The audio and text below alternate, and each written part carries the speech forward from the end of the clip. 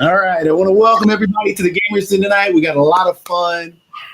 We've got the man, the myth, the legend, Hank Byrd, who's joining us today, and of course the creative genius himself, Morgan Iverson here, and of course my partner in crime, Kara.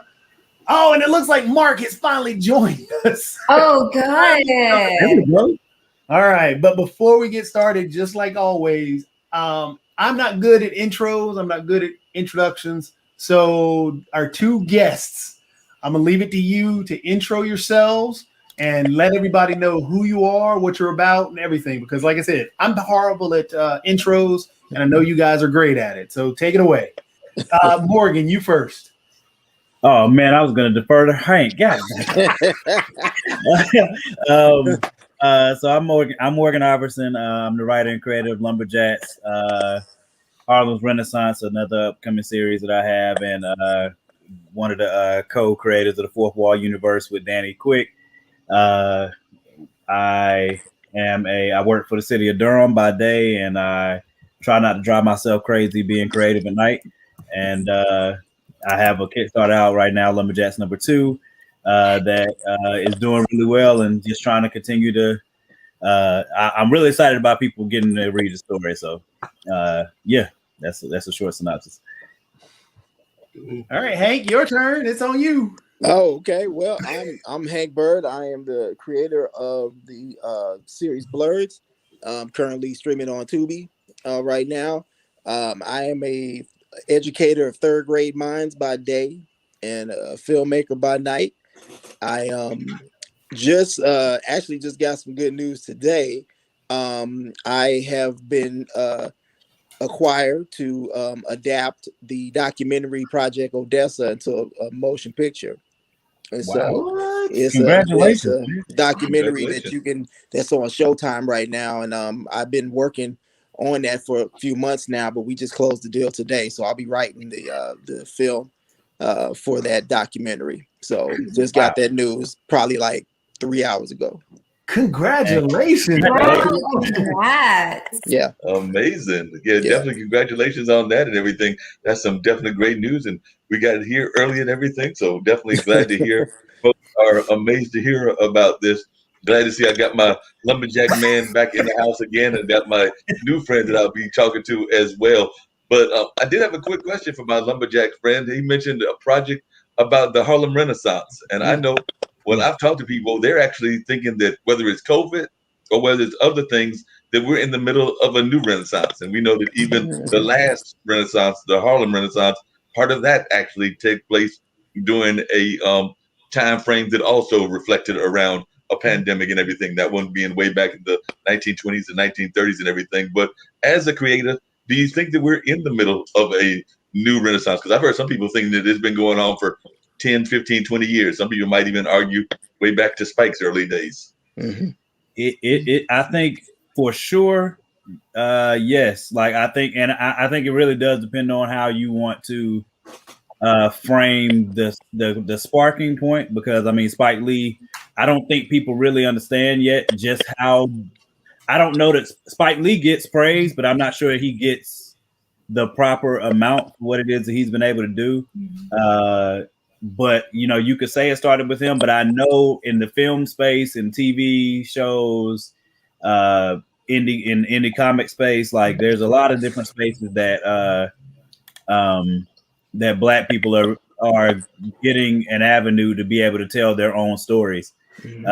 And that is in itself a huge deal, because for a long time in Hollywood and TV shows and things like that, there will be people that speak that you might have Black stories told, but they're still told from the perspective outside of a Black person telling the story. And right now, there's way more creative control being given and sought out, you know, to be able to tell Black stories from a Black perspective. And definitely in a renaissance in that way. I mean, there's no doubt about it in my mind. True. Yeah. What about yourself, Hank? What is your thoughts on that? Because definitely it sounds like you're actually part of this new renaissance, creating this film and actually getting this ability to tell your story about a iconic coach and everything. But I'd love to hear your thoughts as well. Yeah, I think that it is. I think the means of creating content have been quote unquote declassified.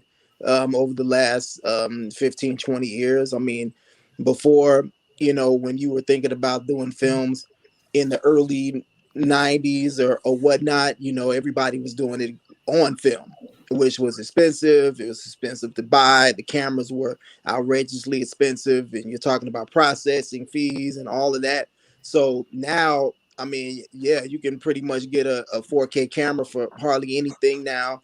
Yeah, throw it on an SD card, edit it, write your own scripts, get a crew together, shoot on the weekends with your friends, and make films. You can, we have the ability now to make content on our own. And with the internet, we have the ability to market and promote and get ourselves out there without outside of the confines of Hollywood. So it's definitely a new thing going on as far as content creation is going. Yeah, I'm glad to see that kind of content creation going.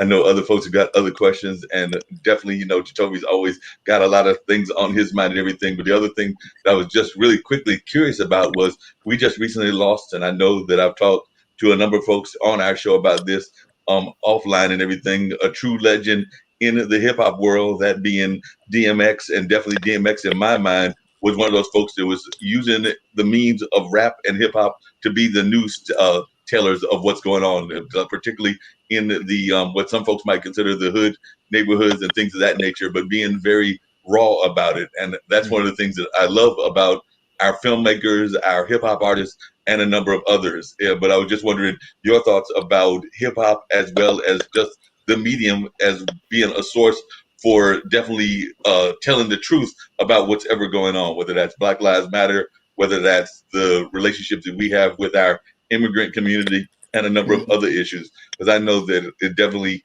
caught a lot of folks when he passed away, because he did not mind telling the truth and telling it hard and being very forceful about it, and even being one of those folks that would allow you to know his demons and everything, but not try to sugarcoat it. Mm-hmm. I think hip hop and black film go hand in hand. We are truth tellers as filmmakers. We tell our truth through the medium of film, and hip hop did it just great, just perfectly. There was always a didactic message in hip hop that we could decode and that spoke our language. In back in the day, and we have the same thing now. We still have coded messages in some of our films. I was just discussing Get Out with some friends of mine not too long ago, and I said a lot of people saw one thing, but black people, we were like, we were catching a lot of the coded messages that were in the film that I think he put in there just for us to catch. And so, a lot of us as filmmakers, of course, we would be remiss if we didn't. So I think that hip hop and black filmmaking, yeah, there is a marriage there. They go together. So No, they definitely go together. Jacoby, they're talking about coded messages. I remember one time my dad actually called me over to the house with my younger brother, and we were actually watching a classic movie that a lot of folks will think of as an animation. We were watching Shrek, and part of the things that Dad was talking about was those coded messages within Shrek, because definitely, even though it's an animation and even though it's been turned into all kinds of video games and other things, there were definitely some messages in there that were intended for an adult audience. They weren't necessarily intended for the kids, because I think that the creators definitely knew there were some messages for both of us. To stay on that same topic, and you were talking about the marriage, how film and music are roughly about the same. What about generationally? Because if you look at Hank, you got some gray, I got some gray, but Morgan doesn't have any gray. So in that generational setup, is there a difference like there is in the music industry? Oh yeah. Is there a difference in the filmmaking side of things where the older filmmakers or the older black filmmakers have encoded messages different that are placed in today? And what are ways today, like, not saying like the younger generation, if we want to reach out to the younger generation, how can they use those same things? Because like you talked about Get Out. Well, Us had some great messages, coded messages in there. Them, which just came out on Amazon, does. And Lovecraft Country was, I mean, just phenomenal and just really was raw with it. Same thing with Watchmen. Yeah. So I think that it's come full circle. I think that happy early birthday. Thank you. 4 years older than me. But don't worry, Whoa. you're never catching Mark. Mark is Methuselah. Just because I'm in my 50s doesn't mean that I'm Methuselah yet. And I told you, Jacoby, I'm going for 200. I don't know how I'm going to do it, but I'm going for it. No, but when we were listening to the hip hop back in the day, you had you Poor Righteous Teachers, you had KRS-One, Boogie Down Productions, you had all these groups that were coming up that had these messages, Public Enemy, all that stuff. As the music got more corporate, I think the filmmakers that are coming up today have gotten more conscious.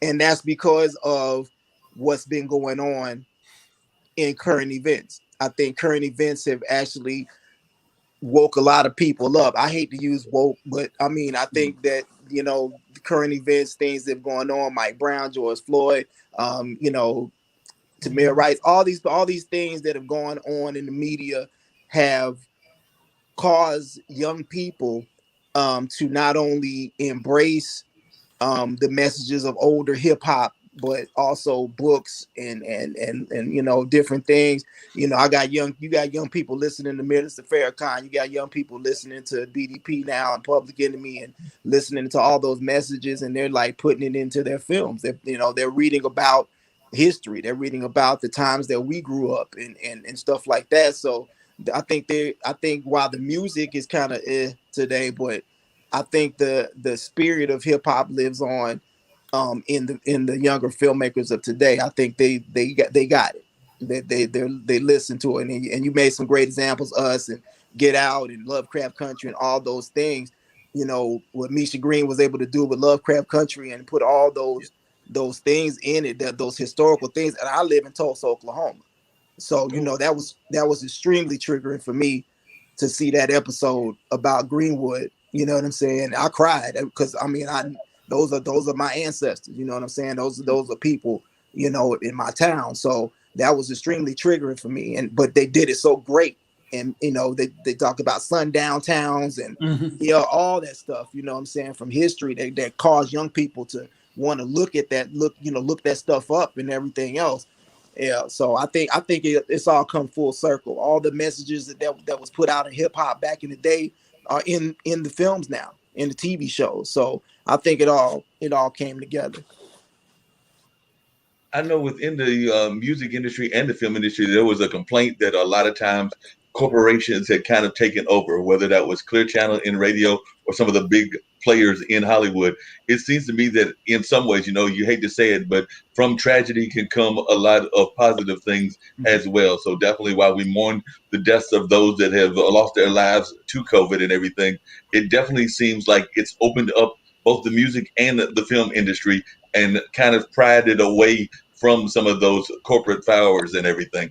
I'd love to hear both of your thoughts as creatives as to whether you feel that is the case, that we're now seeing more people that are able to use YouTube or Reverb Nation or a number of other ways to get their message out and not necessarily be stuck into that whole corporate player. Because we know in radio, it was like maybe only 3 or 4 players in the game, whether that was Clear Channel, whether that was Radio One or things along those lines. But do you feel that it's opened up the industry for both of you, the one that's a comic book person as well as the filmmaker? I'll go ahead and let you answer that, brother. Before I, because I've been talking. No, man, you go ahead. I'll go after you. Okay. So I feel like what COVID did for us is, as far as black folk, we just been black folking, brother. That's all we've been doing. You know what I'm saying? We just start black folking. We like COVID. What we ain't finna, we gonna find. Look, man, the Great Depression. If the Great Depression didn't prove how innovative that we were as black people when it comes to and no offense to the young lady on the panel, but during the Great Depression, it was raining white folks. They were jumping out of buildings and jumping out of windows when they lost their money. What we do? We was like, we already poor. So we created ways to make money. And just like a lot of filmmakers and comedians that I know a lot of comedians, them brothers was doing online concerts, they were doing online shows, they were finding ways to create content, they were finding ways to get to the bag. And that's just what we're gonna do anyway. So COVID just created a way for us to just be more innovative and a way for us to buckle down and really, a lot of brothers were able to buckle down and get projects done that they weren't able to get to because they were stuck in the house. I know I was able to write a whole lot because I was stuck in the house.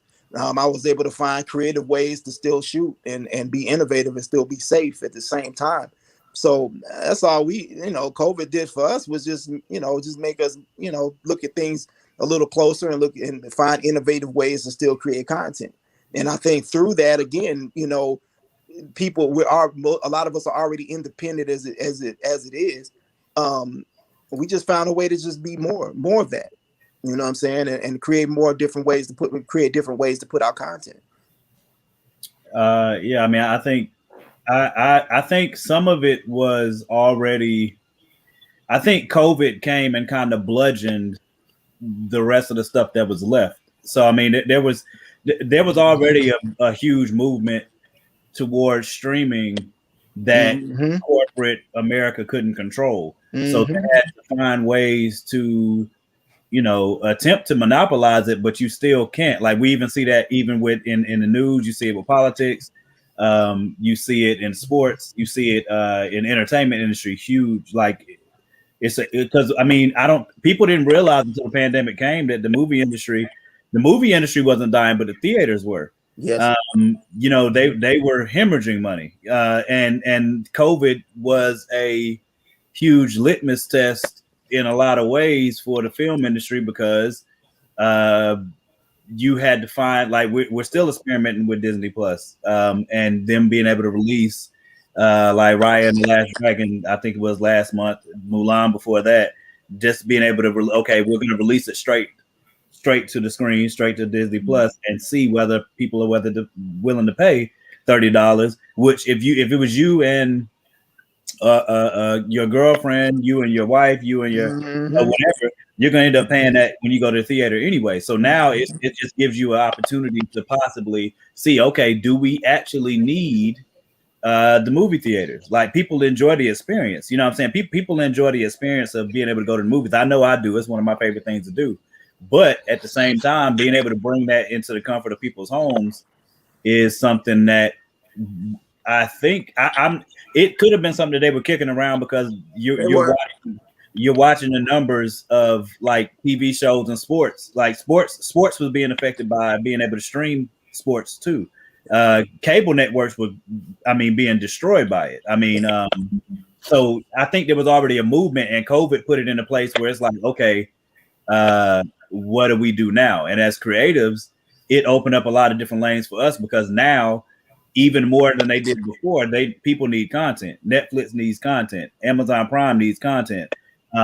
Disney needs content. And Black Panther was a huge conduit and a huge message to Hollywood that, listen, if you give, not just Black people want to tell Black stories and consume Black stories, all people want to consume Black stories and told by Black people. And Black Panther was a huge harbinger of that and showed that in spades. So now you have these huge studios that are willing to go and look for Black stories in authentic places. So they're not trying to bring in, I'm sure there's probably think tanks and stuff where they try to bring in, token people. But I also know there are people that watch YouTube, people that watch, different places where we can go and express ourselves, and we'll message you and get to you that way and find you authentically where you are and then bring you on board. Because I have some friends in the comic industry that have been producing their work, and they've been approached by these companies, to take their work and put it on screen. So COVID's just been a huge. It's interesting.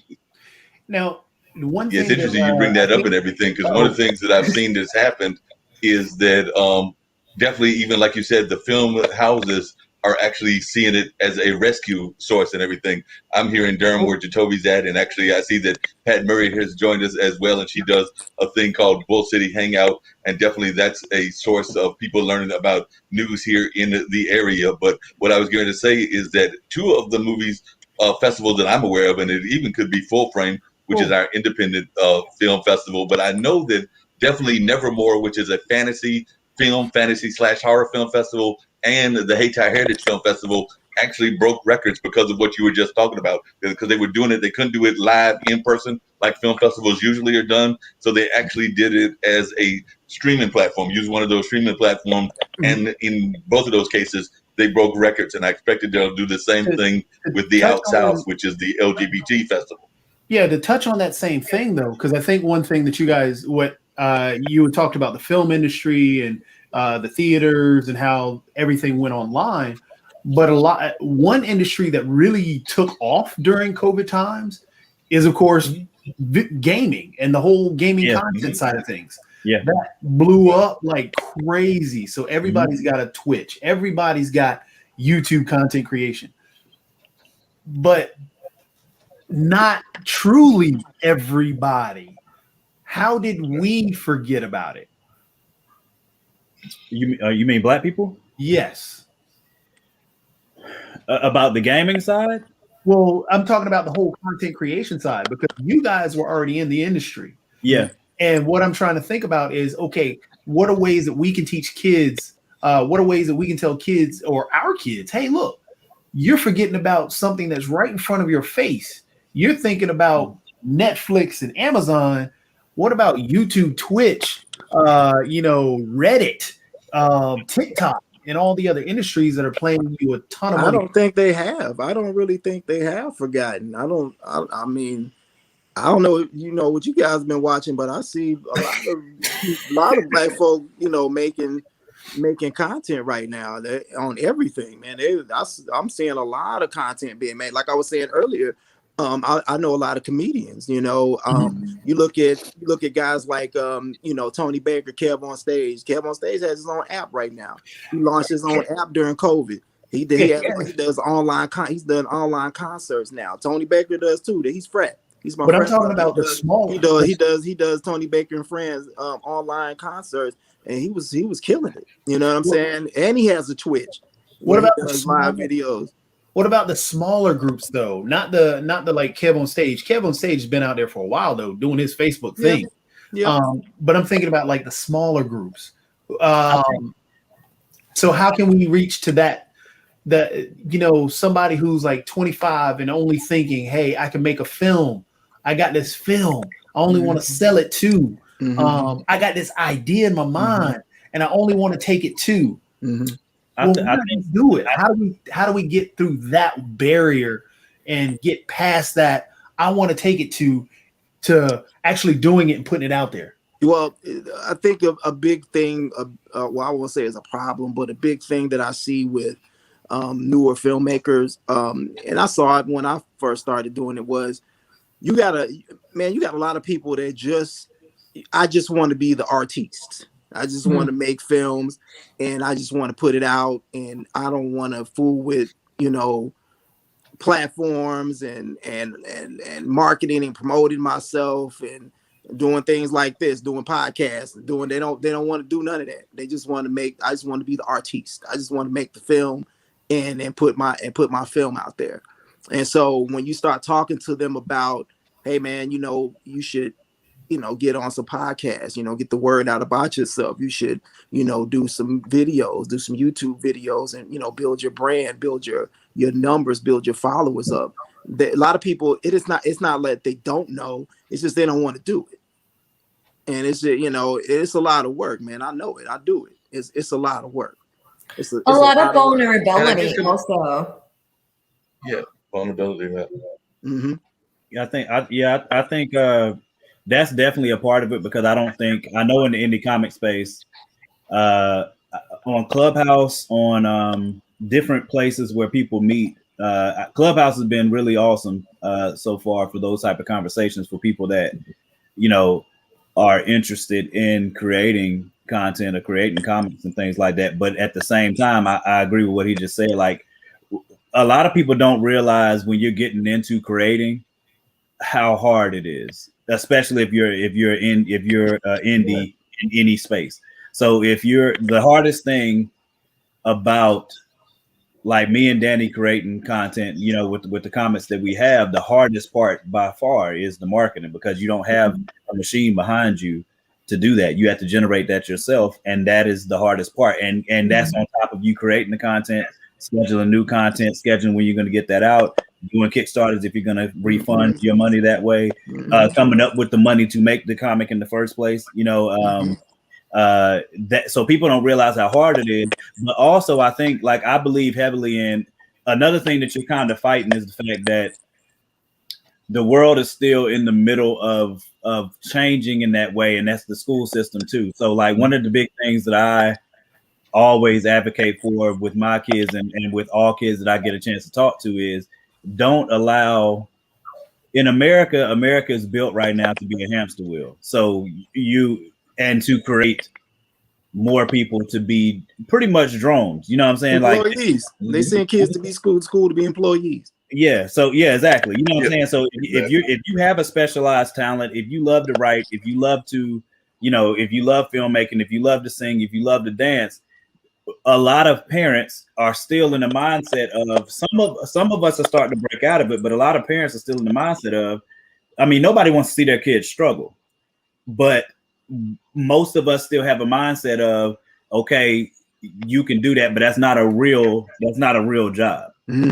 So so that's not just from a parent's perspective, that's from the school system, that's from colleges, because we know there's a huge disparity in how much money it costs to go to college versus what it actually produces for you once you get the degree.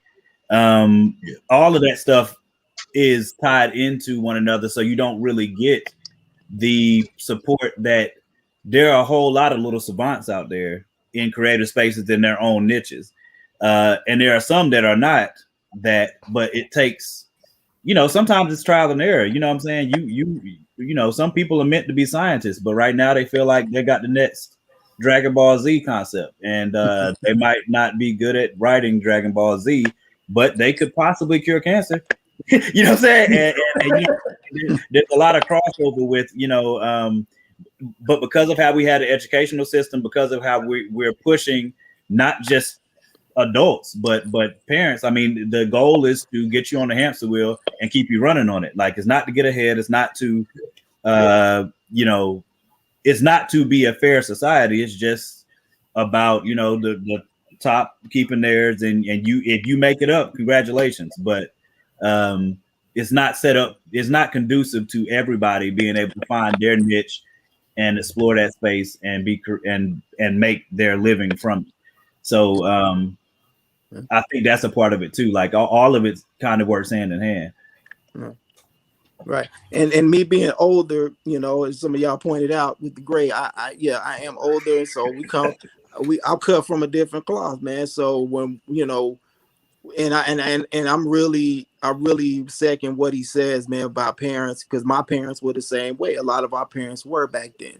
You know, you could, you know, when I was coming up, you know, the guys that we looked up to, you know, you had Spike Lee, you had the Van Peebles, you know, Matty Rich, all those people were coming up in that Black independent film movement, right? And that's when I was getting out of high school.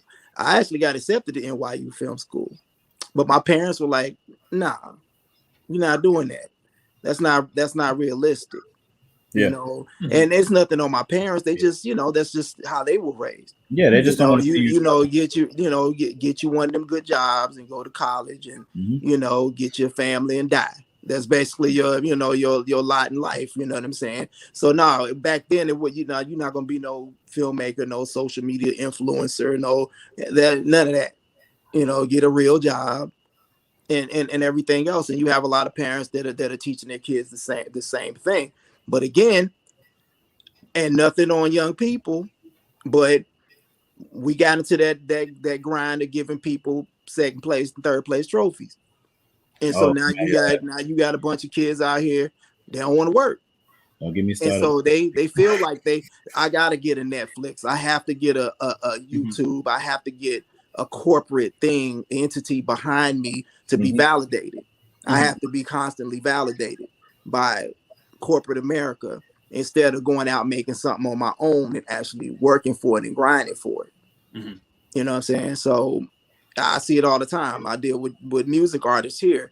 Man, we trying to get put on by by Def Jam and Warner Brothers Music and all this other stuff. And I'm like, why you can't do that yourself? Why can't you do that yourself? You can put your music out on the internet, bro, and sell it. You know what I'm saying? You got to work it though. You got to work it. You can get online and look at your analytics and you can see where your music is doing well. That's free information. A lot of people don't know about that. And see where your music is doing well and concentrate your efforts there. Spend some money on ads, man. You spend money on Facebook ads or stuff that's $10, $20. You got it. You bought a brand new pair of J's. You got money to do advertising on your music or on your film. But it's work. And a lot of people don't want to do it. They don't want to put that work in. So I just want to defend the helicopter generation. Go ahead, Kara. Yeah. No. So I totally get that because I grew up in the, oh yeah, you're good. And I'm like, no, I need someone to be hard on me. I need to work, I need to grind. So I totally get that. I totally get the, I want to be able to get there, but then also wanting to do the work. And then I also know that, so I'm like an older millennial. I don't look it, but I'm an older millennial. And, but I totally get the whole, I kind of want to see the work, but then I also want to be made to do the work. So, but then there are other people who, they had helicopter parents where they're like, hey, I was berated every day. And so here you go. And I could see how that could warrant a generation where they're like, I just want to see the results without actually working for it. So there's a couple sides. That brings me to a good question. As a health coach, how would you get somebody over that? I mean, what suggestions could you give to somebody to say, hey, look, you actually need to be pushed rather than you just wanting a participation trophy? So is there a way as a health coach that you could, because I know Morgan wants to jump in. I see that. I'm trying. Yeah. No, so a lot of it is not being given the chance to trust yourself. And so honestly, I am a health coach, but a lot of times especially the first half of me working with my clients is I help my clients trust themselves and create that sense of trust, because there is this generational gap of not being able to trust yourself. Like, oh, I can do that. I have permission to do that. And I'm going to be okay once I trust myself. What does that look like? And so there's that whole element of, you don't think you need to work on it, but you actually do. So it's kind of working on that whole sense of trust and safety. And, you can trust yourself and you're going to be okay. Are you going to be perfect at it all the time? No, hell no. But you're going to have to work on it and you're going to be okay, even when it looks ugly. Yeah, no doubt. Speaking of generational gaps and everything, one of the things that I've always admired about certain societies is the way that they keep the generations together and everything like that. We used to do that historically. We used to be able to know in the same house, the same community as our grandparents, as our great-grandparents, as our kids, if we've got kids or nephews in my case and everything, but we got away from that. But then there are folks that did not get away from that, and they actually did a good job of keeping that generational connection going. And we've actually got one of those people in my mind here on the panel. So I'd love to hear Pat's thoughts about that, because Pat actually came down here to Durham to take care of an elderly relative and everything that was going through a variety of things in her life and everything, and came down here from Chicago. But she definitely has kept that generational pull and that generational connection that I sometimes feel that we as a people sometimes get away from. So Pat, I'd love to hear your thoughts about that and about your own journey, because I do know that folks are watching us here on the Gamers Den and they may not know about that reason of you coming down here to take care of that relative. Well, I did. I'm trying to get, I'm still listening and trying to get the gist of the conversation. And so what you just asked me, Mark, was cool, but I don't see how it fits into the conversation you all are having. I'm still trying to get That's a kind of handle what we do on the Gamers on Den, what and you we all kind are of pull talking all about. together. That's what 'Cause I'm late. Jacoby loves, is Figure having an out, open conversation. This is how we do things. Oh, okay. There's no rhyme or reason. We just go for it. Yeah. So the whole thing around the Gamers Den itself is, yes, people play video games. When you're playing a video game, the whole time you're not sitting there talking about a video game. I'm never sitting there playing like a Rocket League game saying, oh, this car, that car, this ball, that. I'm talking about other things. So as gamers, this is just a different look in trying to break through and show individuals that, hey, parent, there's more to gaming than just sitting there playing a video game. You can become a talented artist and do comics. You can become a talented director and do movies and produce things. They can all be tied to gaming itself. But I mean, because the games themselves, for example, one of the biggest games out there right now still is Grand Theft Auto. It's 10 years old. They're about to do Grand Theft Auto 5. I mean, and people are still playing that game. Mm-hmm. The big thing about that, if you want to storyboard that game, one of the places that you can come from storyboarding, comics. One of the places you can come from writing a script, movies. So it's all about, and then so you can, all these conversations and everything wrapped around it all ties into the idea that gaming is not just gaming. Gaming is life. It's more than just sitting at it. Like I said, it's more than just sitting at that screen. So that's why the conversation goes everywhere. And that's why I for the conversation to go everywhere. And I'm going to get back to your answer, Pat, because I definitely want to get Pat's conversation about her taking care of an elderly relative and everything. But just to put it in another context, the way I always think of Gamers Den, and Jacoby doesn't even know this and everything, is I think about my parents when they used to play cards, and they used to be very much avid in Bid Whiz and not so much spades, but definitely Bid Whiz and everything like that. But like Jacoby just said, while they were playing cards, they were talking about, like I said, while they were doing that whole card, and this was when I was a young kid, and I'm in my late 50s now, I'm sure they were talking junk about me and my younger brother and things that we were doing good in school, but also the stupid antics of the teenager and everything. And they were also talking about just life events. So that's kind of what I think of Gamers Den is the conversation that goes around a card game. So that's why I said the conversation could go anywhere. Okay. But still, back to the conversation. So that being said, Pat, if you could just share a little bit with our folks about the reason that you moved to Durham and all of that. So then the conversation might go who knows where. Okay, well, I am from Chicago, but my aunt, who was childless and living alone, had Alzheimer's, and we figured somebody had to move in with her, so that was me. And no regrets. I've been here for, was it 2021 now? Yeah, I've been here 10 years now. I mean, 20 years. I've been here 20 years. And this is my mom's hometown, so it's not like I moved down here not knowing anything. But yeah, Durham's a pretty wild little city. It's a lot different. It's a lot different than what it was when I was a little kid visiting Durham. But I do like it a lot, an awful lot. And most of the people that I know, let's put it this way: the reason why I'm late, because I know the show started at 9. Believe it or not, Jacoby, I was trying to keep up with my godmother, who's 95. She wanted me to run some errands. So I did that, and I was late getting home. The people that I still deal with of course, met Mark after moving here, and we're good friends.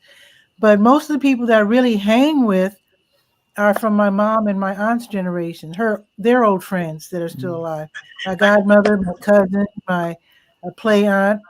So it's really weird because I'm 65, and although when I'm dealing with other people, I'm well aware of my elderly status, but when I'm with these older women that I hang with, I feel like in fact, they call me kid, and I'm 65. I'm probably the oldest one here.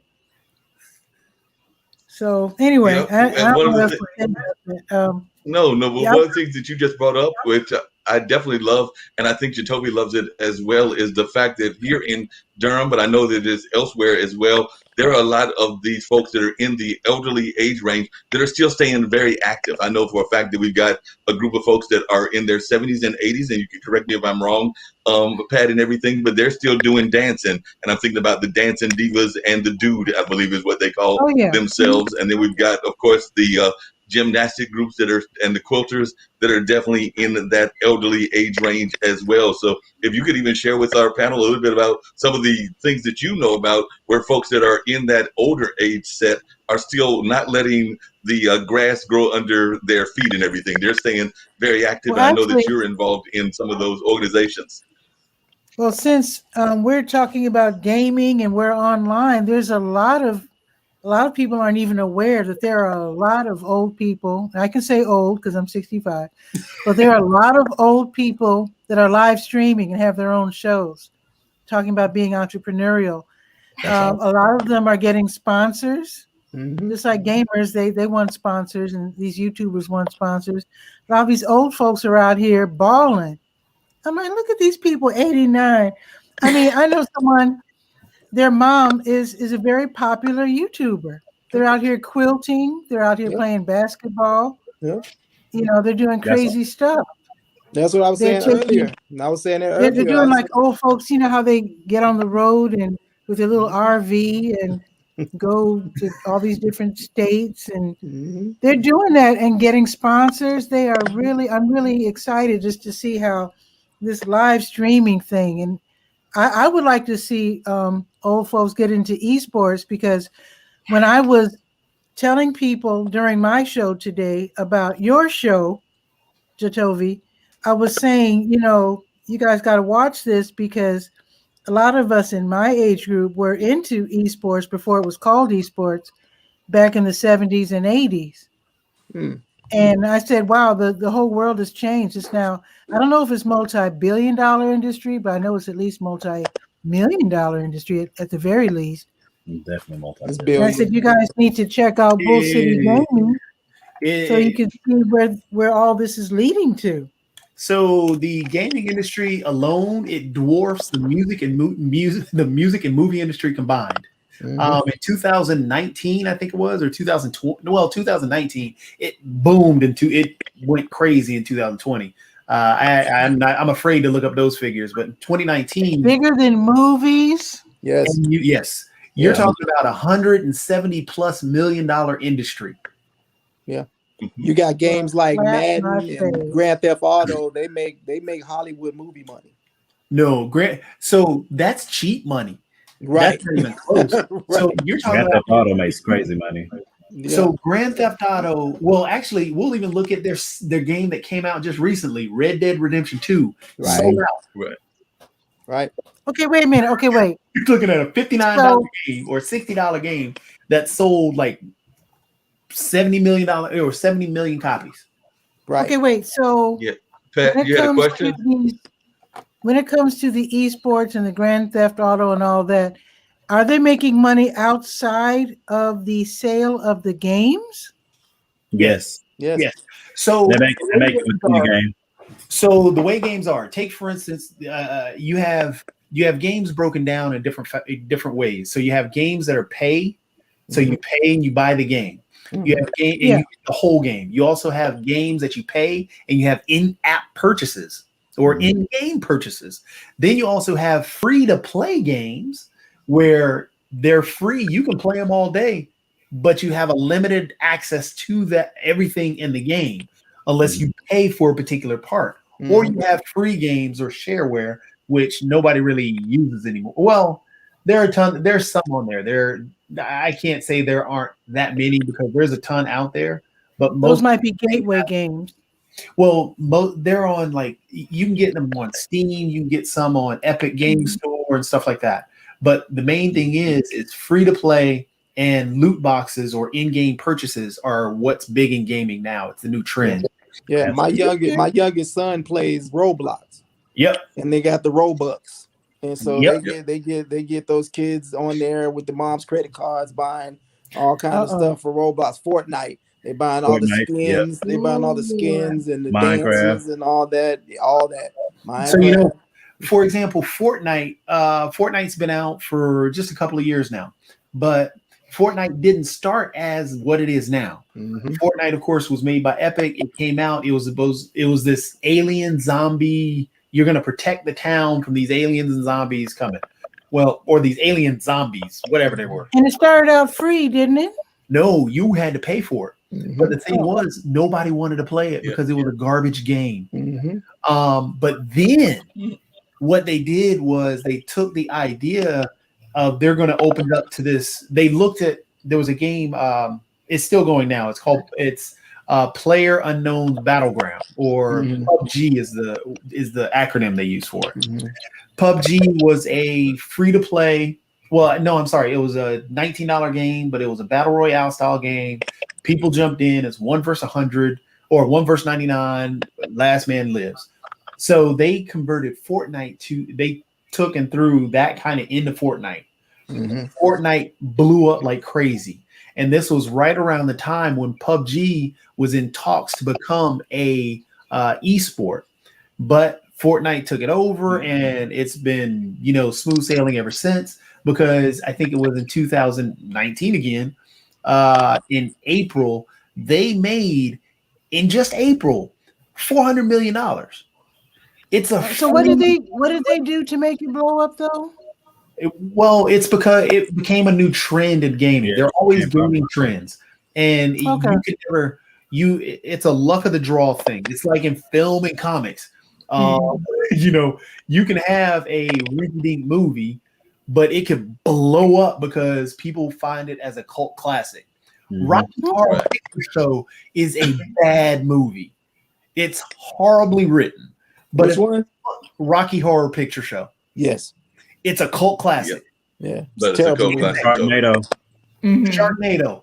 Horrible movie. Good Lord. They made like 5 of them. Yeah. I hate Fast and Furious. They keep making those movies. Yeah, they're on number 10. They're on 10. Yeah. And they keep remaking Spider-Man for some reason. Spider-Man, and that's a comic. Spider-Man is the number one Marvel superhero. Not even close. By every comic book standard, Spider-Man is, or every Marvel comic book standard, Spider-Man is Batman. Batman in DC, hands down, their favorite superhero. Yeah. It took off and went crazy. But again, getting back to video games, that's what happens. You got trends that'll happen. League of Legends is the number 2, or it battles for the number 1 spot. Number 1 or number 2, because a game that is similar to it, made by a developer crew that is partly from League of Legends. But those 2 games are the number 1 and 2 games played that give away, hundreds of millions of dollars every year in tournament money. Right now, it's close to $1 billion they've given away across the gaming industry in terms of prize pool money. But it's a 5 versus 5 game where you're actually wizards and dragons. I mean, there's a whole story arc behind each one of the games. It's great, but it was a trend. There was a game that came from some of the developers that tried to merge, and they made a game called Heroes of the Storm. Well, it tried to battle in that same space, but it couldn't. So Heroes of the Storm lost all of its developers. It's just on its last leg right now. It doesn't really have any backing from Blizzard. Blizzard's got 2 of the top games out there. is Warcraft, Overwatch. Well, 3, yeah, if you throw in Warcraft, but you got So what do you think they did wrong? What? Well, it was how they tried to make their game different. Each game, people fall in love with the magic, like Fall Guys. People love Fall Guys when that came out. Hank, I'm sure your kids played Fall Guys. Morgan, I'm sure yours did too. But Fall Guys was just a really silly game where you're running. It's an obstacle course. You run and you may fall, and you fall off the course and you lose. But it goes through. You start off with roughly about 35 people, then it pairs down as you go through. But again, it just caught like fire. A mud runner. Yeah. It just caught fire. People loved it. Same thing with Among Us. Everybody goes crazy over Among Us. Among Us. Oh my God. Yeah. Among Us came out in Among Us is actually doing quite well. I actually ran across, and it comes out. I actually got a question for Hank that I'm going to ask, but I know Among Us was doing real well because I actually ran across a Twitch streamer that is African American, and he was actually playing Among Us, and that was actually he's one of the top ones. It looked like, but he only had I think he had a few hundred followers. There's another young lady named Story Mode Bay. And I know that when I looked at her, she only had a few hundred and everything. So I've actually got a parenting question for Hank that I'll get to. But my question that I was getting ready to get to even before that is, when you see these few numbers, like a few hundred, 600, and it comes back to something that Jacoby was talking about, what advice for those that are in the comic and movie space would you give to folks to try to increase that? Because like I said, I'm seeing those numbers, and that doesn't really seem like a lot, but they seemed happy with those several hundred. I know that there were some others that were more provocative for whatever reasons that were in the multiple thousands and all of that, but definitely I saw some that seemed quite content with just a few hundred. So is that a good amount? And if not, how would you suggest that people increase the amount? Well, to answer that, no, that's not a good amount, because the more numbers you have, you're talking about potential viewers and potential customers.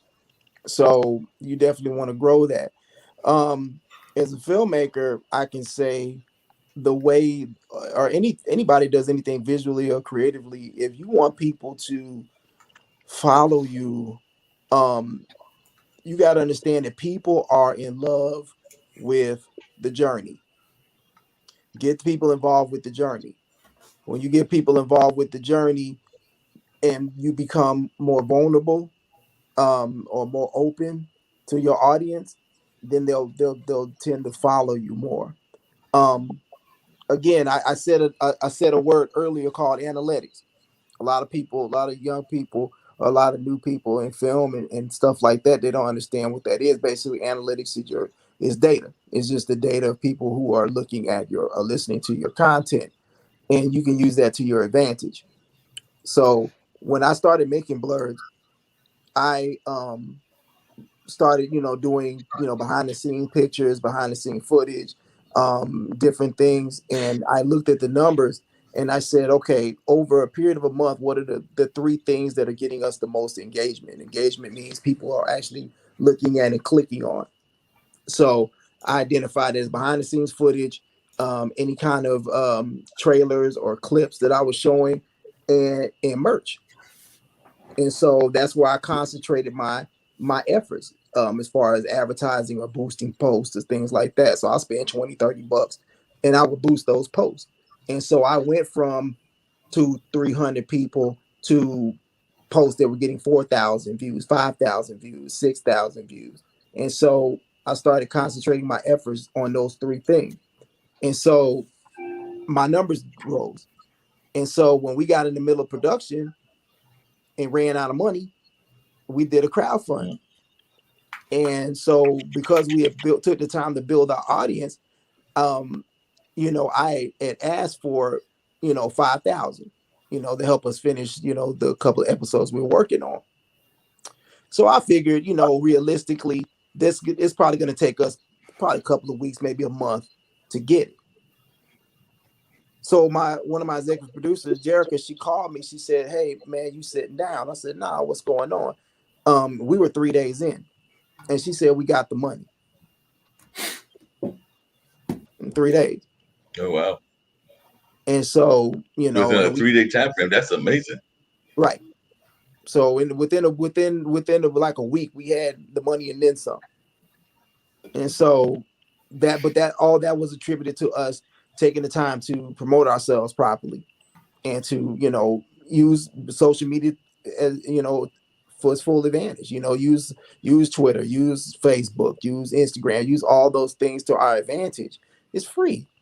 It doesn't really cost you anything, and if you want to get ads, it doesn't cost that much to put out ads. We don't like Mark was saying earlier, we don't have the machine behind us. We don't have hundreds of millions of dollars to advertise ourselves. But we scrape up $5, you can scrape up $20, you scrape up $30 to get some ads and help yourself out. We blow money on lesser things.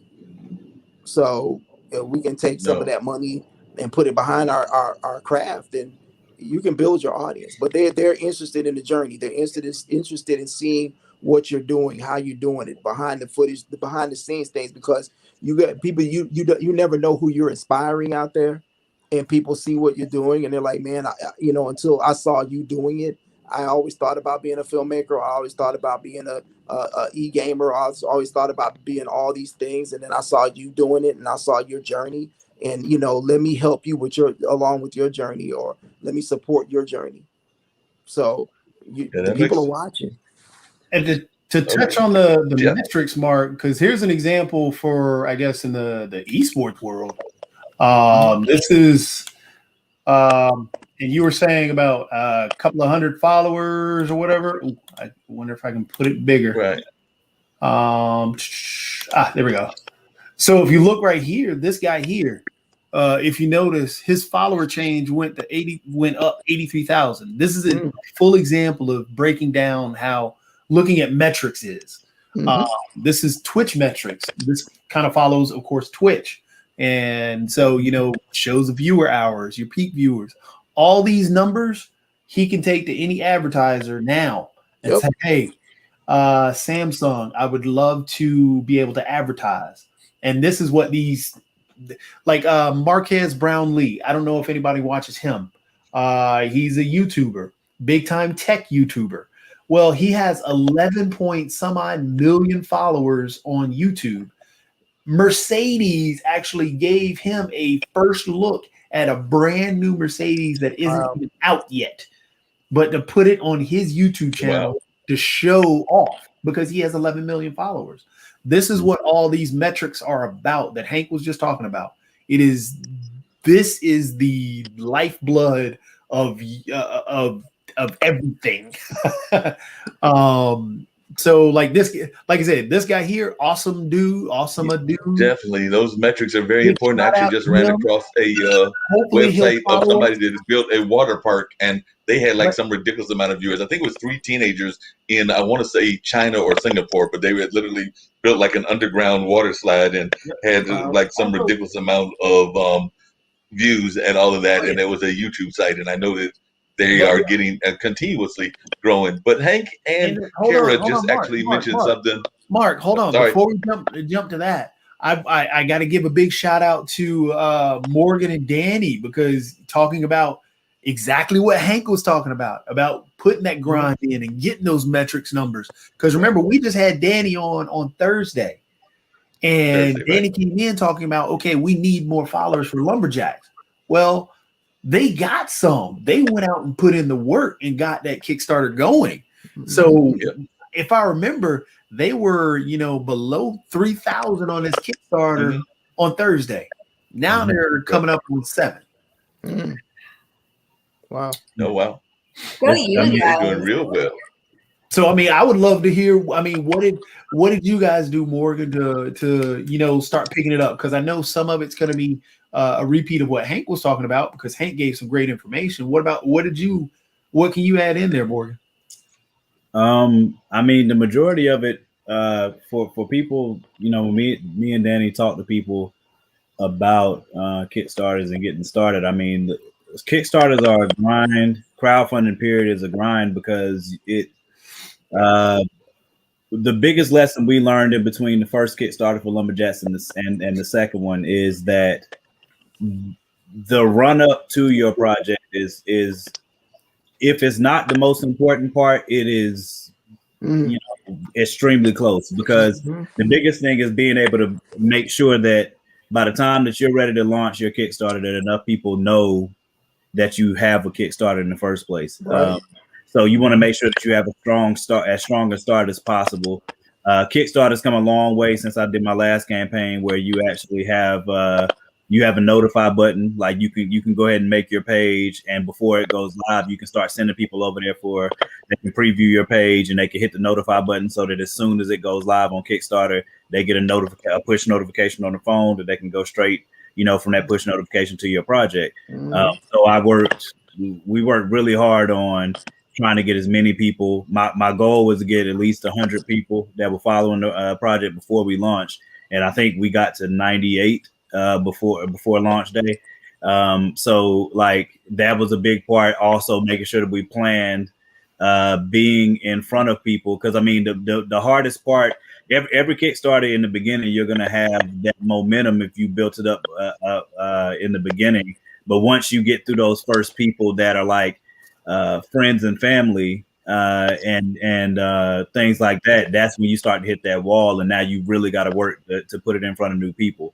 So this Kickstarter, one of the other things that we did was making sure, number one, we built a far greater network of creators in between the last Kickstarter and this one, with organic relationships. Like if people can tell in the community if you're fake. If you're I don't want to call it clout chasing, because you could see it as clout chasing, but people can tell the difference in when you're organic and that's naturally who you are, and when you're just looking to get people involved that you just want them on your side because you're getting ready to launch something. So building, one of the biggest things that me and Danny tell people all the time is build organic relationships in the community, because there are people out here that are already on the cusp of getting those big deals. Like we got one of the guys that we met, Sebastian Jones. He does amazing work,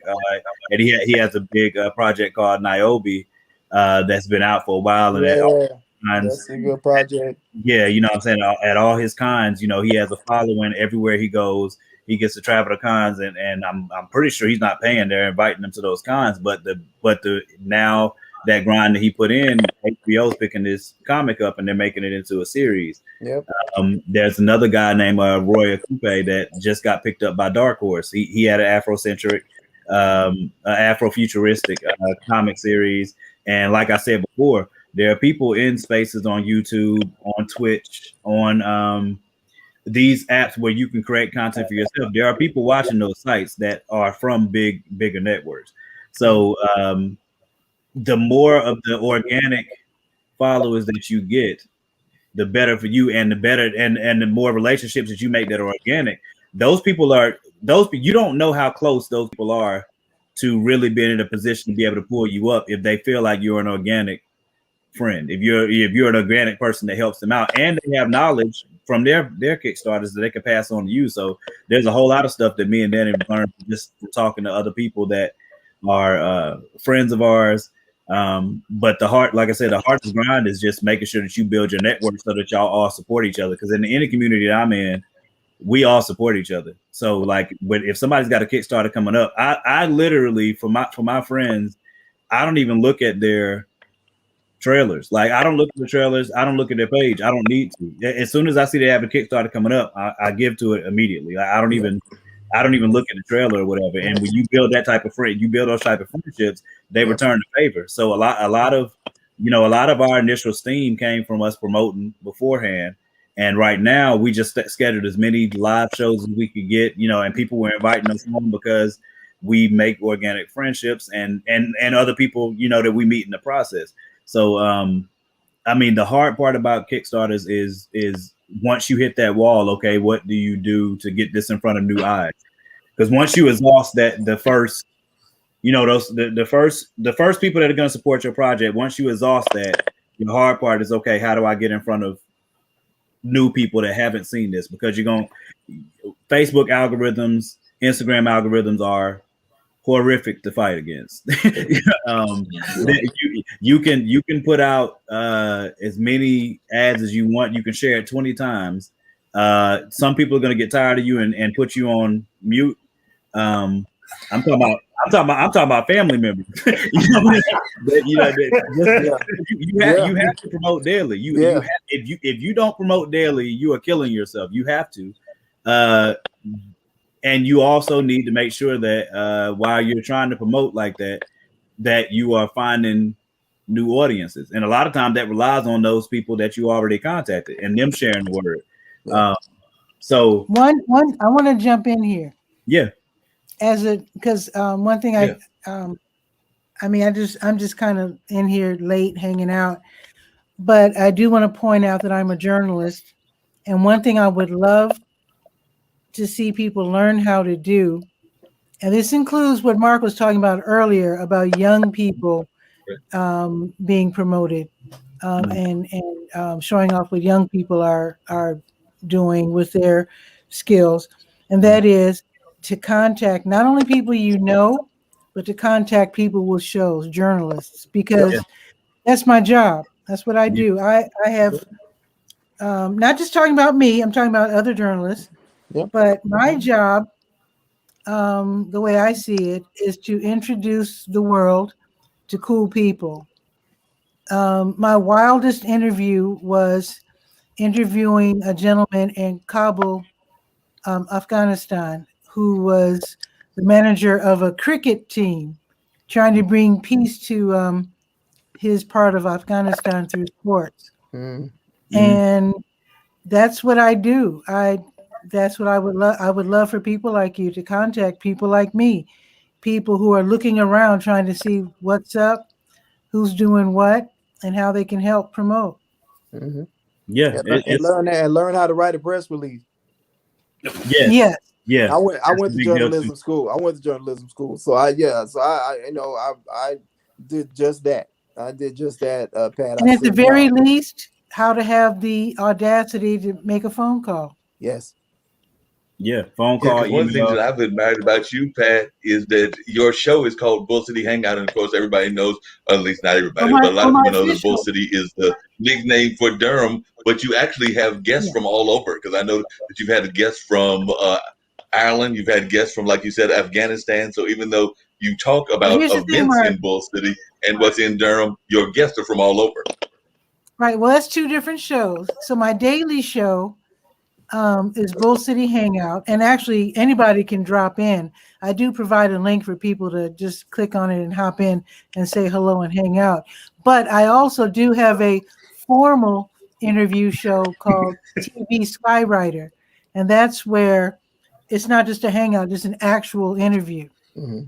So I'm inviting, if you want to be casual about it, you can hop in during my daily show, Bull City Hangout, which is on the Durham Skywriter page on Facebook, or you can contact me and say, I want a real interview. Actually, Mark and I used to be on the same radio station. That's how we met. So that's what I do. I interview people, and Mark interviews people. So reach out. Yeah, that's definitely another part of it. The press release thing, like Hank said, that's what I'm saying. Like when you're first starting out, look, when me and Danny first started, these type of resources were not there. So trying to figure it out, I think, like I just said this to somebody the other day, that because I think somebody had it on a t-shirt or something like that, but a lot of times the creatives that end up making it are the ones that don't give up, because it's very easy to hit the wall, especially, like I said, as an indie creator of any type. Like earlier when we were talking about the numbers for streamers, 100 followers or 100 people watching your chat isn't monumental yet, but you started with 1 or 2 people that followed you. So by the time you get to 100, it's time to start celebrating. You might not pop bottles yet, but you can at least look at the bottle cap. Like, you go from 1 to 2 viewers to 100 and something viewers. That's a big deal. That's a lot. And the only thing that's going to stop you from getting to those higher levels is you giving up. You miss 100% of the shots you don't take. So that's another, like me and Danny started. We were just talking about this. Like the first Kickstarter we did for Lumberjacks was in 2017. It was at the end of 2017. We did the campaign for 30 days and we had 42 backers, and we met the goal, but that was with 42 backers in 30 days. We were at, I don't even remember how many backers we had in day one this year with this launch. Now we learned a lot in between, but again, we could have given up. Me and Danny were going to comic conventions in Durham, Greensboro, Charlotte with no comics. We were going to comic conventions that did not happen. Like we literally had a table that we paid for and had literally just we both had he had his origin novel for Ace Blade that he wrote when he was deployed to Iraq. He had that with him. I wrote a short story for Lumberjacks at the time, and I had that with me. And outside of that, we had like posters. But I mean, to go from where we were to where we are now, Danny made a video about that earlier today. Is that if you don't give up, you can make it to where you want to be. But the hard part is not giving up, because especially if you get caught up in somebody else's success. If you allow somebody else's success to create you, great on you instead of inspire you. Yes. Or like Patricia said, like having the audacity to not. It takes you getting over yourself. Even what she said and her, learning how to trust yourself. Yes, like you have to get to a point where it's like, I'm extremely afraid to email this person because they could cuss me out. But if I don't email this person, then I failed because I didn't even try. Like we had Danny. Hey, so Jacoby, did you notice that there's a common thread that I'm hearing? And it's actually a very common thread I was getting to get to and everything, which is something that Kara said, something that actually Hank said as well. And actually Morgan just alluded to it when he said, trust yourself. Because one of the common threads that I'm hearing is that thread of vulnerability. And I've heard Ghost, Kara, and Hank use that word. So I've heard both of them during the course of this interview use that word. So it seems like that's very much important in the creative process. I'd love to hear both of their thoughts on that. I'm going to make one quick editorial comment as well about press releases, and that's that we got away to some degree from, at least in the Black press, we got away from actually telling our stories the way that we could have, because early Black press actually encouraged entrepreneurs, actually told a lot of those entrepreneurial stories. There is a new Black press that is involved in a lot of the streaming world and all of that is now telling our stories, but the traditional Black press, in my mind, has still gotten away from that, and they are stuck on doing a lot of stories that aren't necessarily about our entrepreneurs, our folks that are in the high-tech world, and other folks that are doing some very positive things. So they've got kind of stuck, in my opinion, a lot of them. I won't say all of them, but a lot of them, if you pick them up, they're very dull. So that's just my thoughts. But I'd love to hear y'all's thoughts on vulnerability. Morgan was on a roll, so keep going. I would just say, I mean, because I'm like, yes, I agree so much. I mean, I was just gonna say, like, concerning, like, we started out talking about DMX, and the reason people love DMX, the reason people were outside of his hospital, the reason people rode their bikes out there, the reason people were crying, is not because he was imperfect. It's the fact that he wasn't afraid of showing his imperfections. Right. That's what vulnerability is. The reason that DMX affected, like, the reason I miss DMX already is because I know that his impact came from the fact that he always, in his music, anytime he got a chance to talk to somebody, he always was one of the biggest human traits that means the most to me is authenticity. I don't care if you're authentic racist. I just want you to be authentic. You know what I'm saying? Like if you, I would rather you be your true self than try to deceive me. And DMX never tried to deceive anybody. He never tried to tell anybody he didn't have a drug addiction. He never tried to tell anybody that he didn't have womanizing problems. He never tried. That was all in his music. But DMX could go from slapping fire out of somebody to turning around and give him the best prayer you ever heard. And it was because he was authentic. he didn't try to appeal to the crowd of who it was he was speaking to. He was himself. Cardi B is another example of that. Yes. Cardi B blew up strictly because Cardi B is who she is. It's personality. It's her personality. Yes, it's her personality, but it's the fact that she hasn't allowed it to be changed based on her situation. Yes, I'm sure she wanted to blow up that whole time, but she wasn't putting on. And DMX is he's going to be there, and he's always going to have that effect, because none of us will ever forget the moment when Aaliyah died, and we saw the Lost Without You video, and his part in the beginning when he's talking about Aaliyah, and he says, oh man, what is that line? He says, it's hard for me to accept that you're gone, so I won't. He starts there. You know what I'm saying? And you're already like, you know what I'm saying? It already hits your throat. Number one, you know. And number two, he's still being authentic. And that's one thing that I always, when I get a chance to talk to creatives, especially in the creative field, especially, being yourself and being your authentic self is the most important decision that you're going to make. Because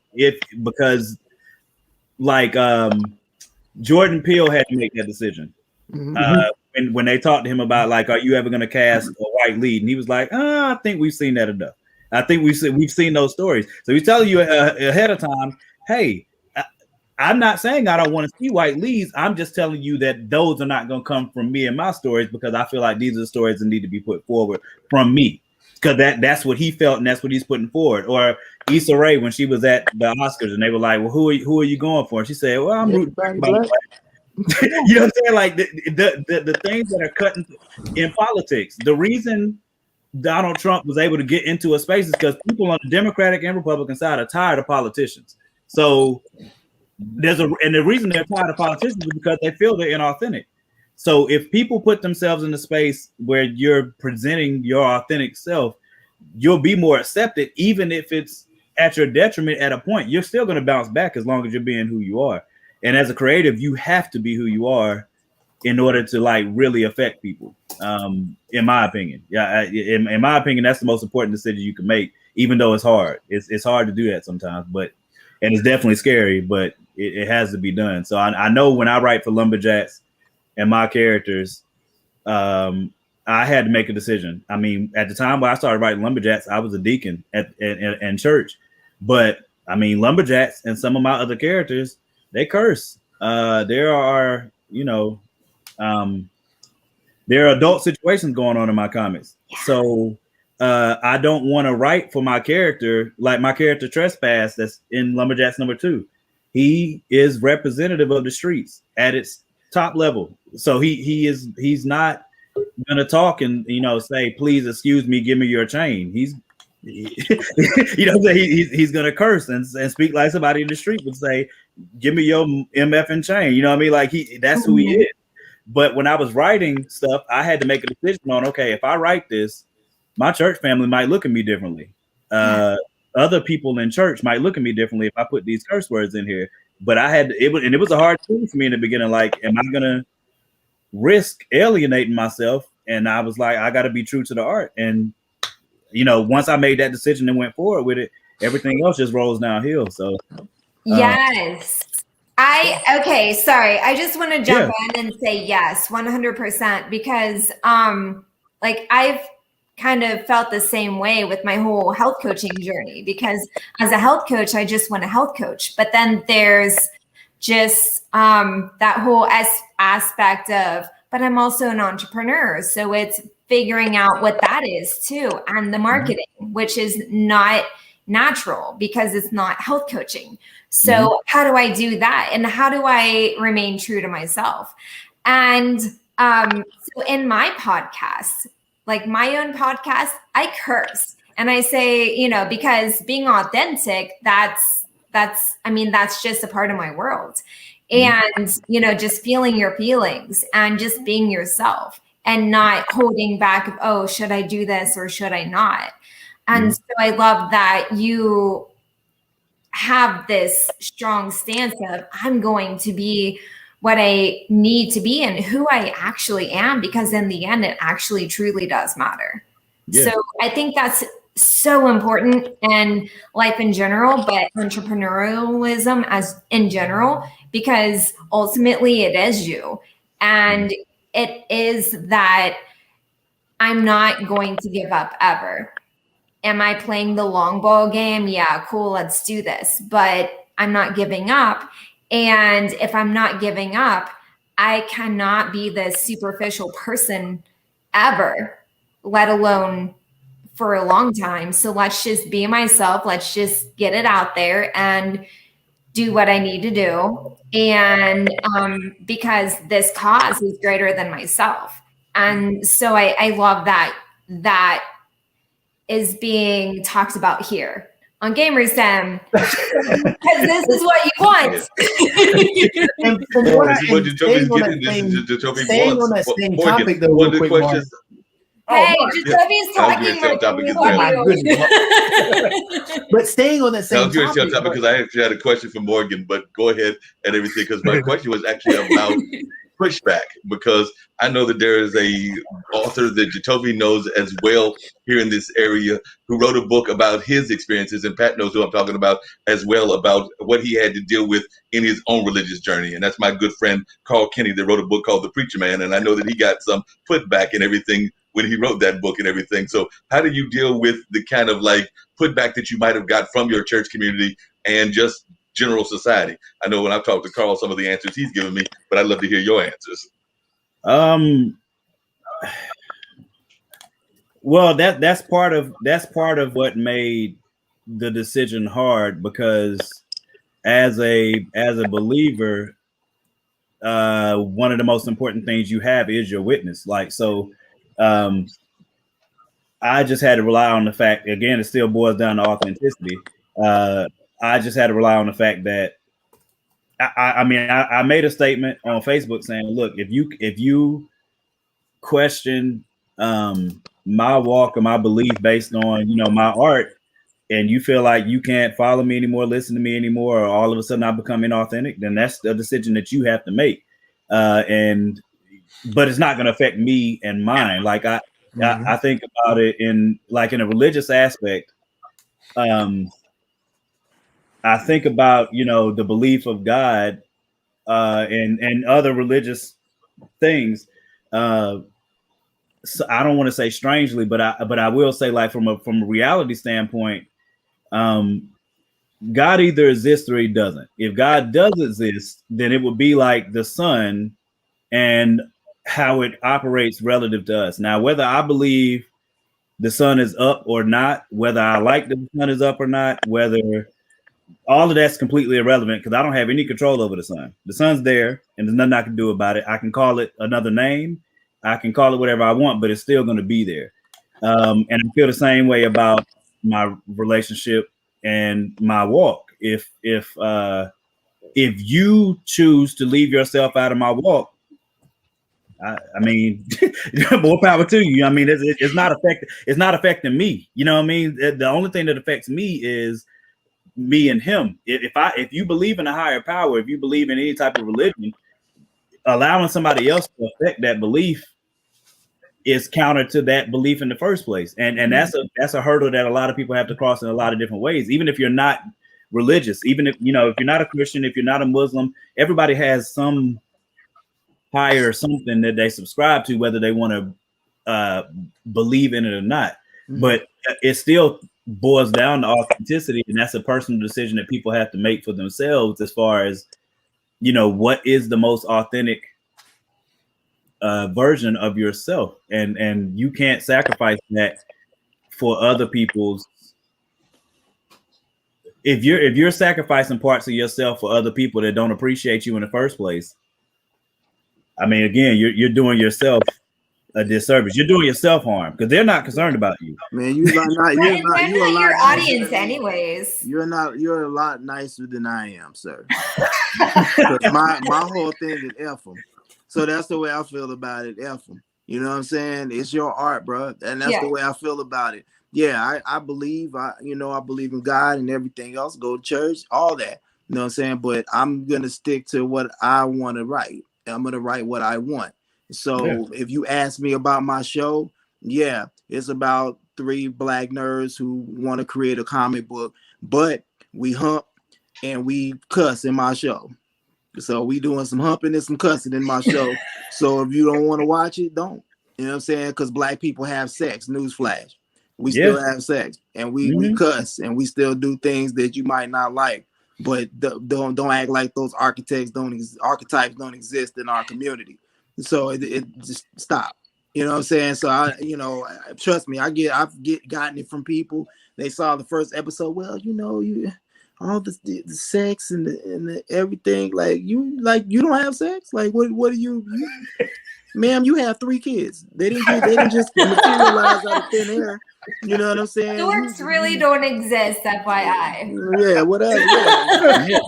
Miss me with all that. You know what I'm saying? So it's like, nah, I'm gonna be authentic, and I'm gonna write what I want, and that's the biggest compliment that we've gotten about the show, is that people are like, man, your characters are very real. I relate to the characters that you've written, and so I enjoy it for that reason. So and then creating a show about black nerds and being and even though the world we created is a little kooky and it's a little different, but the characters are relatable.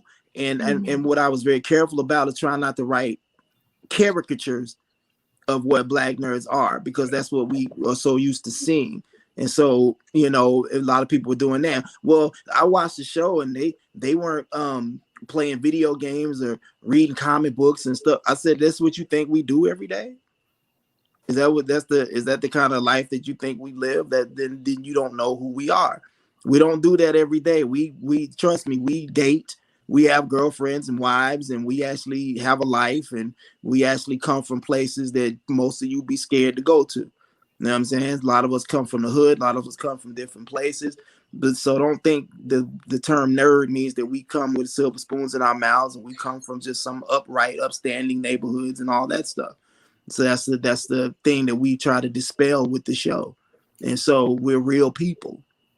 And guess what you're going to get when you see the show? You're going to see real people. So I love that. Tapping into your who and your why, and anything else, people can shove it. And that really is the gist of it. It's you have something and people are really tapping into it. And that's all that matters, because you may be that outlet that somebody needs that they've never had before. Mm-hmm. And again, that's all that matters. And going back to the vulnerability thing, I definitely agree with what's being said. The thing about, being a filmmaker, being, somebody that creates content, especially at the independent level, is like you said, you're going to play the long game. You're going to play the long game when you're being an independent filmmaker, independent content creator, because you're not beholden to somebody else's whims. You're going to make what you want to make. But the other part of that is that you have to be accessible. You have to be accessible. Like my man said, you can't be cloud chasing and all that. You have to be accessible to people. So trust me, I get inboxes every day. Hey man, I started writing this script, and could you look at it, or could you give me some tips on how to get started as a filmmaker? What good camera you think I should buy, or what you think I could do? And I don't get to all of them, but I try to get to as many of those things as I can. Because I want to be accessible.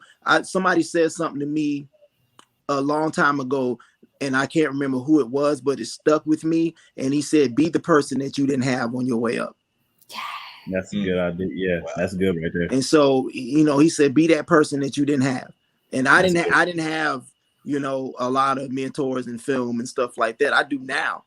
But, when I first got started, it was nobody out here that was doing what I was doing at the level I was trying to do it at that looked like me. You know what I'm saying? I live in Oklahoma. So there were, right now. So there weren't a lot of black people doing what I was doing.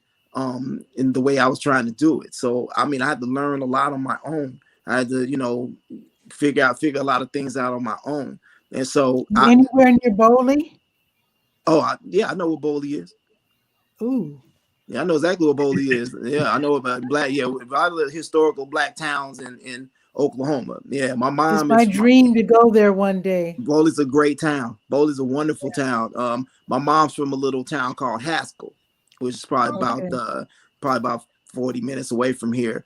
A lot of black folks live there too. But yeah, Bowley's one of our historical black towns in I Oklahoma. want to visit. Every year they have a rodeo. Bowley Rodeo. Yep. They haven't had. They to- didn't have it. I don't think they had it last year because of COVID. But yeah, it's always a big shindig. My uncles, are part of that rodeo culture, which I actually want to do a film about one day. But excellent. Looking forward to that. Yeah. On the way from Alabama to Chicago, my grandmother and great grandmother lived in Bowley for a while. Wow. So, I'm Googling it. This is amazing. Yeah, Bowley's and awesome. Hank, if you're thinking about films to do, you need to do one on the relationship between the Native American and the African American community, particularly around Oklahoma and other parts, because I've actually got some Native blood, and I know some folks that go regularly to Oklahoma to the powwow. Actually, a film that I think it would be awesome for you to do is to do all the Black Wall Street. Well, see, let me tell you. So this the thing about I've been approached about it. Trust me. So the thing about the Black Wall Street film is two things. There have been a few people that have tried to come and make that film. Oprah was one of them. John Legend was another. Tim Story was another.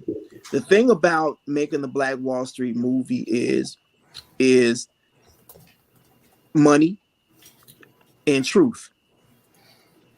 And so the only production, funny enough, the only production or two productions that actually went there as far as truth were shows that were fantasy, which was Lovecraft Country and Watchmen.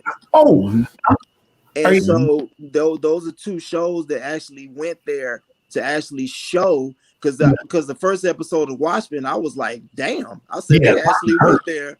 They actually showed Dreamland Theater being destroyed. They actually showed that. I said I was shocked they went there with the content. So you could imagine you having to fund a movie, which is probably going to cost probably $100 million for them to be able to shoot realistically to show what happened in Tulsa, Oklahoma, including the aerial bombing of the domestic terrorist act of aerial bombing black people's homes and businesses, okay, and killing over 300 people, and showing that on film.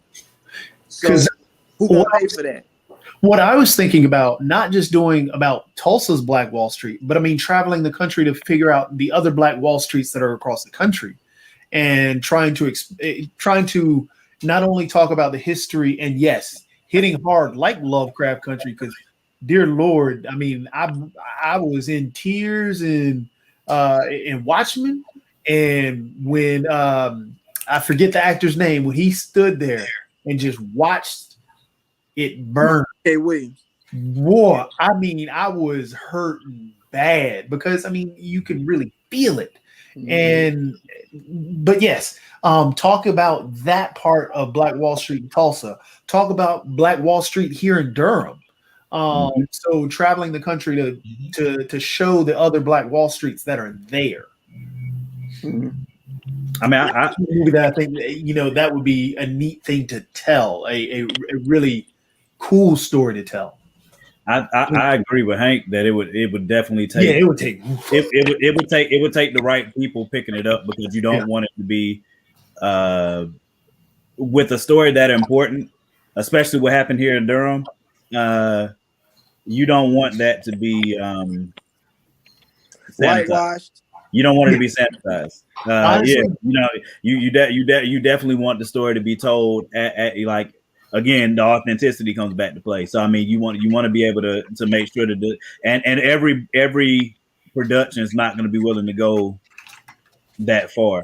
So that's the reason why we were affected by Lovecraft Country and Watchmen, in the way that we were, because we didn't expect them to go that far. But one of my favorite scenes from those two shows affected me like that, and American Gods. Orlando Jones playing a nonsense on Mr. American Nancy. Gods. Yeah, Mr. Nancy. Yeah. Absolutely phenomenal in way. Like there are two. And he wrote that. Monologues. And he wrote that. Yeah. Yeah, exactly. That's what I'm saying. There are two monologues that he gives in that show that are. He should have had an Oscar one for both of them. Like it was amazing the amount of stuff that he was able to pack into those two monologue sessions of that show. But that's also why once he left, because he spoke about it more than once, and I talked to him about it on a Clubhouse a few it was maybe a month ago. But they didn't fire him specifically because of that, but they were like, we kind of want Anansi to go a different direction. Mm-hmm. If you go and watch those two scenes, you understand why, because he went directly to the throat of both of those situations and really told it exactly how it would come from the throat. And to me, again, like in a Black Wall Street story, you cannot sanitize it. You cannot. It has to be. I think. So the main reason that too. The main reason that a Black Wall Street movie popped in my head about something like that is because HBO just released Exterminate All Brutes. Mm-hmm. Mm-hmm. And that's, I haven't seen it yet. And from every trailer that I've seen, though, it looks like they're coming for the throats right then. I mean, it really looks like a very tough show to watch. But that goes to what we were talking about earlier, is the fact that what Hollywood is starting to realize, and even if they don't realize it, it goes back to what Hank was talking about earlier. Even if Hollywood is too afraid to touch those things, still, in corporate America, just in general, the problem that they're having is the individual creators are going to do it anyway. And once they do it, now you just lost out on your money. Yeah. So what there's another great example is Colin Kaepernick. There's no way that Nike didn't come into that meeting and say, okay, we could definitely get hit in the head if we do this, but I'm going to err on the side of there's racism, but I think there's more people that aren't racist than there are. Let's run with it. And they went and gave Colin Kaepernick that deal, and them shoes sold out in a minute. Yeah. They haven't been. You can't keep stock on the Colin Kaepernick ones. So, corporate America starting to get to a point where they're starting to be willing to put their money behind those more controversial. Yeah, and that's and to bring up something in that similar vein, the reason that Nike shut down Lil Nas X wasn't because of the video. It wasn't because of anything like that. It was because he wasn't signed. That's the only reason. They were using Nike shoes. They were using Nike shoes. It was because they harmed their brand. They not only did they harm their brand, but they knew they were missing out. I can't wait to see what happens in the court case, because Mischief, the group that did these shoes, they were fully aware that the controversy and the news coverage in itself was going to sell those shoes off of their brand. So it's not about. So if I'm Nike, if I'm Nike as a lawyer, when I walk in, my entire case is, you're going to tell us and the jury that you had no idea that you coming on here making colorways that you then advertised that you had blood in the shoes, upside down pentagram, you calling them Satan shoes, and you made them out of Nike Air Max colorways, and you're telling all of us that you didn't think there would be any negative impact to Nike's brand. That's what you're telling me. And there's no way in any courtroom that they're going to be able to get away with it. So, this is the same company that made Jesus shoes. They made Jesus shoes before that. So and that's what I'm saying. Had Lil Nas X been signed to Nike, would be no problem. Yeah, but he wasn't signed. Put him out. If Lil Nas X came to them with this idea, there's no way Nike would have. The problem that Nike ran into is the fact that those colorways hit, and the colorways are fine. It was people were wondering whether or not Nike endorsed a Satan shoe. Right. Everybody on the internet, I was like, I don't think Nike would do this while I Google. You know what I'm saying? Right. It was impossible to know what the shoe was. Right. I literally had my phone in my hand, like Nike wouldn't endorse this, and I had to look it up. So that's what.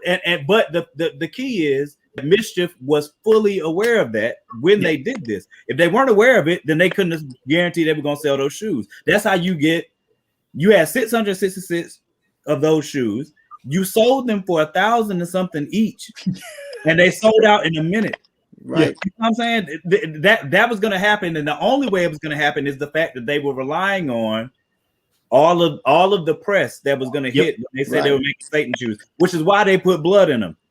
If they did, they ain't put no blood in those shoes. I doubt it. Yeah. But that's my point. But as bad as you putting the pentagram on there was a far enough stretch. But then you say, nah, we actually had 16 of our employees donate their blood to put in each one of these shoes. I mean, okay. Yo, man, just to pivot on that a little bit, people, man, as a filmmaker, people do not understand how protective these people are of their brands. They just don't get it, man. I don't know if you guys remember, these guys did, and it was actually pretty good. They did a Star Trek fan film. And they had like people that was in Star Trek shows in the damn movie. And Paramount was like, we're gonna let you make your movie. They didn't say nothing. They waited till the movie came out and slapped them with that cease and desist, like, and we'll be taking all of the change you get from that movie from henceforth. And you know, and people, trust me, as a filmmaker, people come to me all the time, like, hey man, let's do a Star Wars fan film. I'm like, fool, are you crazy? You know who owns Star Wars now? Disney. I'm not finna get. But you can even have the permission of the person and everything. Because I know that one of my good friends, and actually I know that a couple of folks have met this gentleman and everything. He actually does a show revolving around funk music, and he actually has the permission of Bootsy Collins and Bootsy's wife to use the music. But as soon as he plays that music, the YouTube police are on his case like white on rice, because even though he's got the written permission from them, but they don't care. So here's the crazy thing. That's the algorithm though.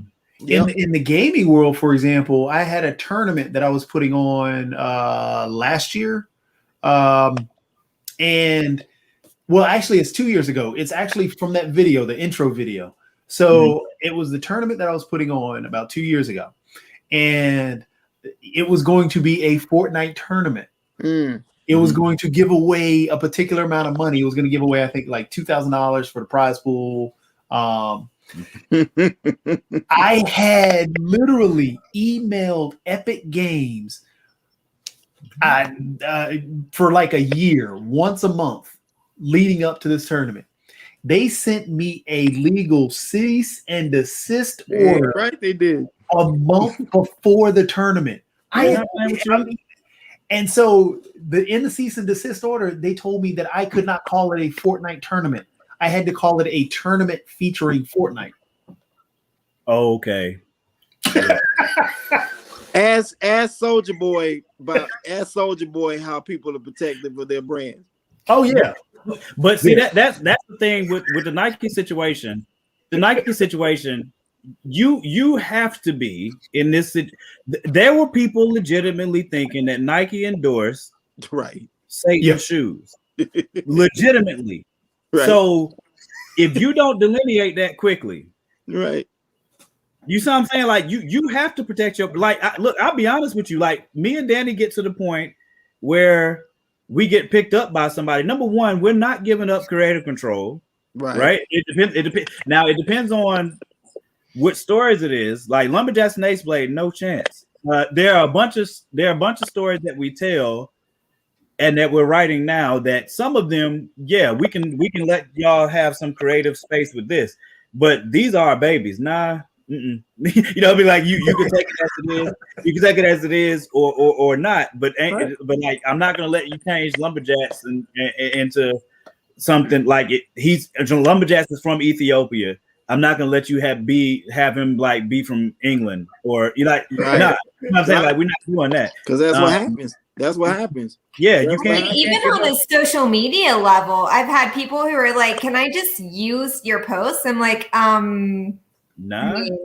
What? Did you make it? How much money do you want to pay me for this? And are you deep in roots? Because I'm deep in roots. Like you can be deep in roots. I'm legally deep in roots. Yeah. Yeah. Nah. That's a game that I'm not with. Like I can be your VA. Let's do this. But I have to see green. Thank you. People love my character. Right. People love my character, the preacher, and I am 100% sure that I will get. I will have to do some repping at some point, because people really like the character, and that's a good thing. But if you're not careful. Somebody, because it only takes the right opportunity. That's another thing as a creative is you understanding you never know when that right opportunity is. You never know when it's right around the corner. You don't know when that call is coming. You don't know when that email is coming. But if somebody ran with your stuff, right, and the right person sees it, now you missed that entire opportunity. There's nothing you can do about it. Right. So if you don't protect your brand, I mean, right. It I've had it happen. Shaming around protecting your brand. Yeah, I've had it happen to screenwriter friends of mine. You know, my one of my good friends. He and like I said, I believe his story because I've known him for a while. But he said that he put one of his scripts into a contest. And a well-known black producer, I ain't gonna name him, well-known black producer, saw his script and liked it, and he didn't really hear anything back from him. So he looks up, and the movie Welcome Home, Roscoe Jenkins comes out, and he said, "That's my movie." That happens all the time. Anymore. That was a lot. Yeah, that was a lot. I'd be dog if I'm gonna send mine. Nah, right? Without I said, you sent it to him without an NDA. He was like, "Well, man, I said, bro, yeah. Well, look, stick a quarter in your butt because you just played yourself. you got, but some lessons are best learned the hard way. So I mean, he got smacked in the mouth on that one. Again, if you're a creative, as long as you don't give up. If this person took your story and turned it into a movie that made a lot of money, then that means you can do it again. So now it's a matter of, are you going to do it again? Are you going to put the work in again to create something else? And I mean, I think the experience deflated him a bit. So I think that it took him a while to kind of even recover from that sting, I guess. So it kind of deflated him a bit. He still talks about it to this day. I was like, I told him, man, you gonna have to let that go. You know what I'm saying? Put it into your net story. Right. That's what I would do. I put it in my net story and let it be motivation. Like literally a lot of times, some of the story ideas I come up with, the stuff that I was just writing a summary earlier tonight about lumberjacks and like what kind of inspires him. And one of the key things that inspires me with lumberjacks is the fact that I see things in the world that I wish I could change. But I don't have I'm not in a space to change it yet. But in this fictional world that I've created, lumberjacks can be a conduit for me to both attack this problem and show somebody how they can attack this problem. And the character, the preacher, for the reason I'm excited about people reading Lumberjacks #2 is because I created the preacher to press all of the buttons. If you grew up in the black church, buttons are going to be pressed. Even if you didn't grow up in the black church, you can get it universally. But the people that grew up in the black church will know immediately what it is I'm talking about, where it is I'm going. Even the cover, I did the cover like that to show. You know what I'm saying? So. Because I'm fun. Literally, I was working on my stretch goal titles earlier today, and the building fund tier is one of the stretch goal titles. The building fund, the love offering, the side. Literally, y'all in my head. They don't get enough, the bucket's coming right back around again. So Morgan, I got a question. Do you have the fake the fake call of the spirits? Because I know I've been to a couple of the churches where you know that if you've gone there 3 or 4 times, the guy that runs around the church grounds the same time at the exact same beat of the drum that's going on. So do you have that scene in there? I have. So the preacher, I promise you, the preacher has all intentions on pressing all of, like, so the idea for the preacher comes from scripture. The scripture having a form of godliness but denying the power thereof. The preacher is the personification of that. He has a form of God, because one of the things, like, we do a podcast, me and Danny do a podcast called the Super Shorts Podcast.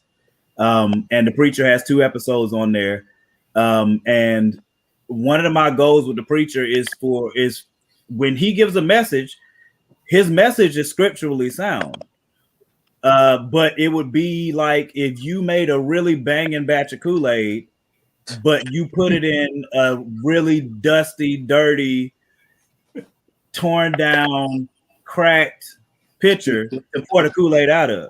So the Kool-Aid itself is really good. Like if you're willing to allow the Kool-Aid to come out of that dirty behind pitcher and come into your cup and you drink it, the Kool-Aid is going to be really good. It'll be granulated with dirt and and other sediment, but it actually tastes good. And one of my goals with the preacher's messages, when you read Lumberjacks number 2, you'll see what I'm talking about.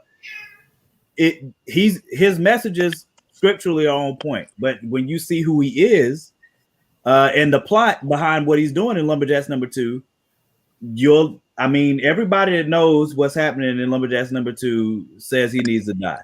I'll just put it to you like that. I feel like it's Greenleaf, and like the first time when Danny was talking about the preacher, I was like, oh, Greenleaf. So you could Keith David actually, if it gets made, let me speak differently. When it goes to some studio or something, the 2 people in my mind to play the preacher would be Keith David or Orlando Jones. Keith David. Toby? I just need a scene with the preacher on a gravel parking lot 2 years later talking about the building fund. Oh, listen. I promise you, the preacher's gonna deliver on those things, both in this comic and in comics to come, because he can't help but put himself forward in that way. Like I'll tell you ahead of time. There was a situation with Creflo Dollar a few years ago. Mm-hmm. Oh, I'm coming for it. Okay? So I'll tell you ahead of time, I'm coming for it, because when I heard about that, I was really upset. But the preacher's definitely coming for that. There are a lot of situations, I promise you, beyond the stretch goal tiers that I named. Like the first stretch goal tier that I was going to announce tonight is going to be at the $7,500 mark. And I named it the fish fry tier. So every one of the tiers is something that's related to the Black church in one way or the other one that we've all seen. So at that tier, once we get to $7,500, I have some vials of holy oil that every backer is going to get a vial of this holy oil from the preacher. Okay, great. Because I already have all right, Kennedy Thomas, you gotta. I'll tell them to definitely keep funding. That's the goal. A little group of Cincinnatians who are like, yeah, let's do this. Look, that's the goal. Like, every one of the tiers that we get to, there'll be something new that is related to the Black church.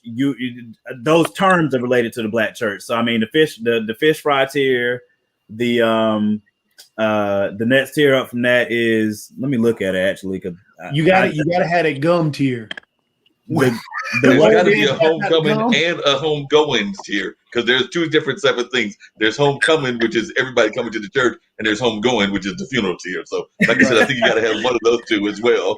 I'll put them in there. I mean, I had the fish fry tier. That's the $7,500.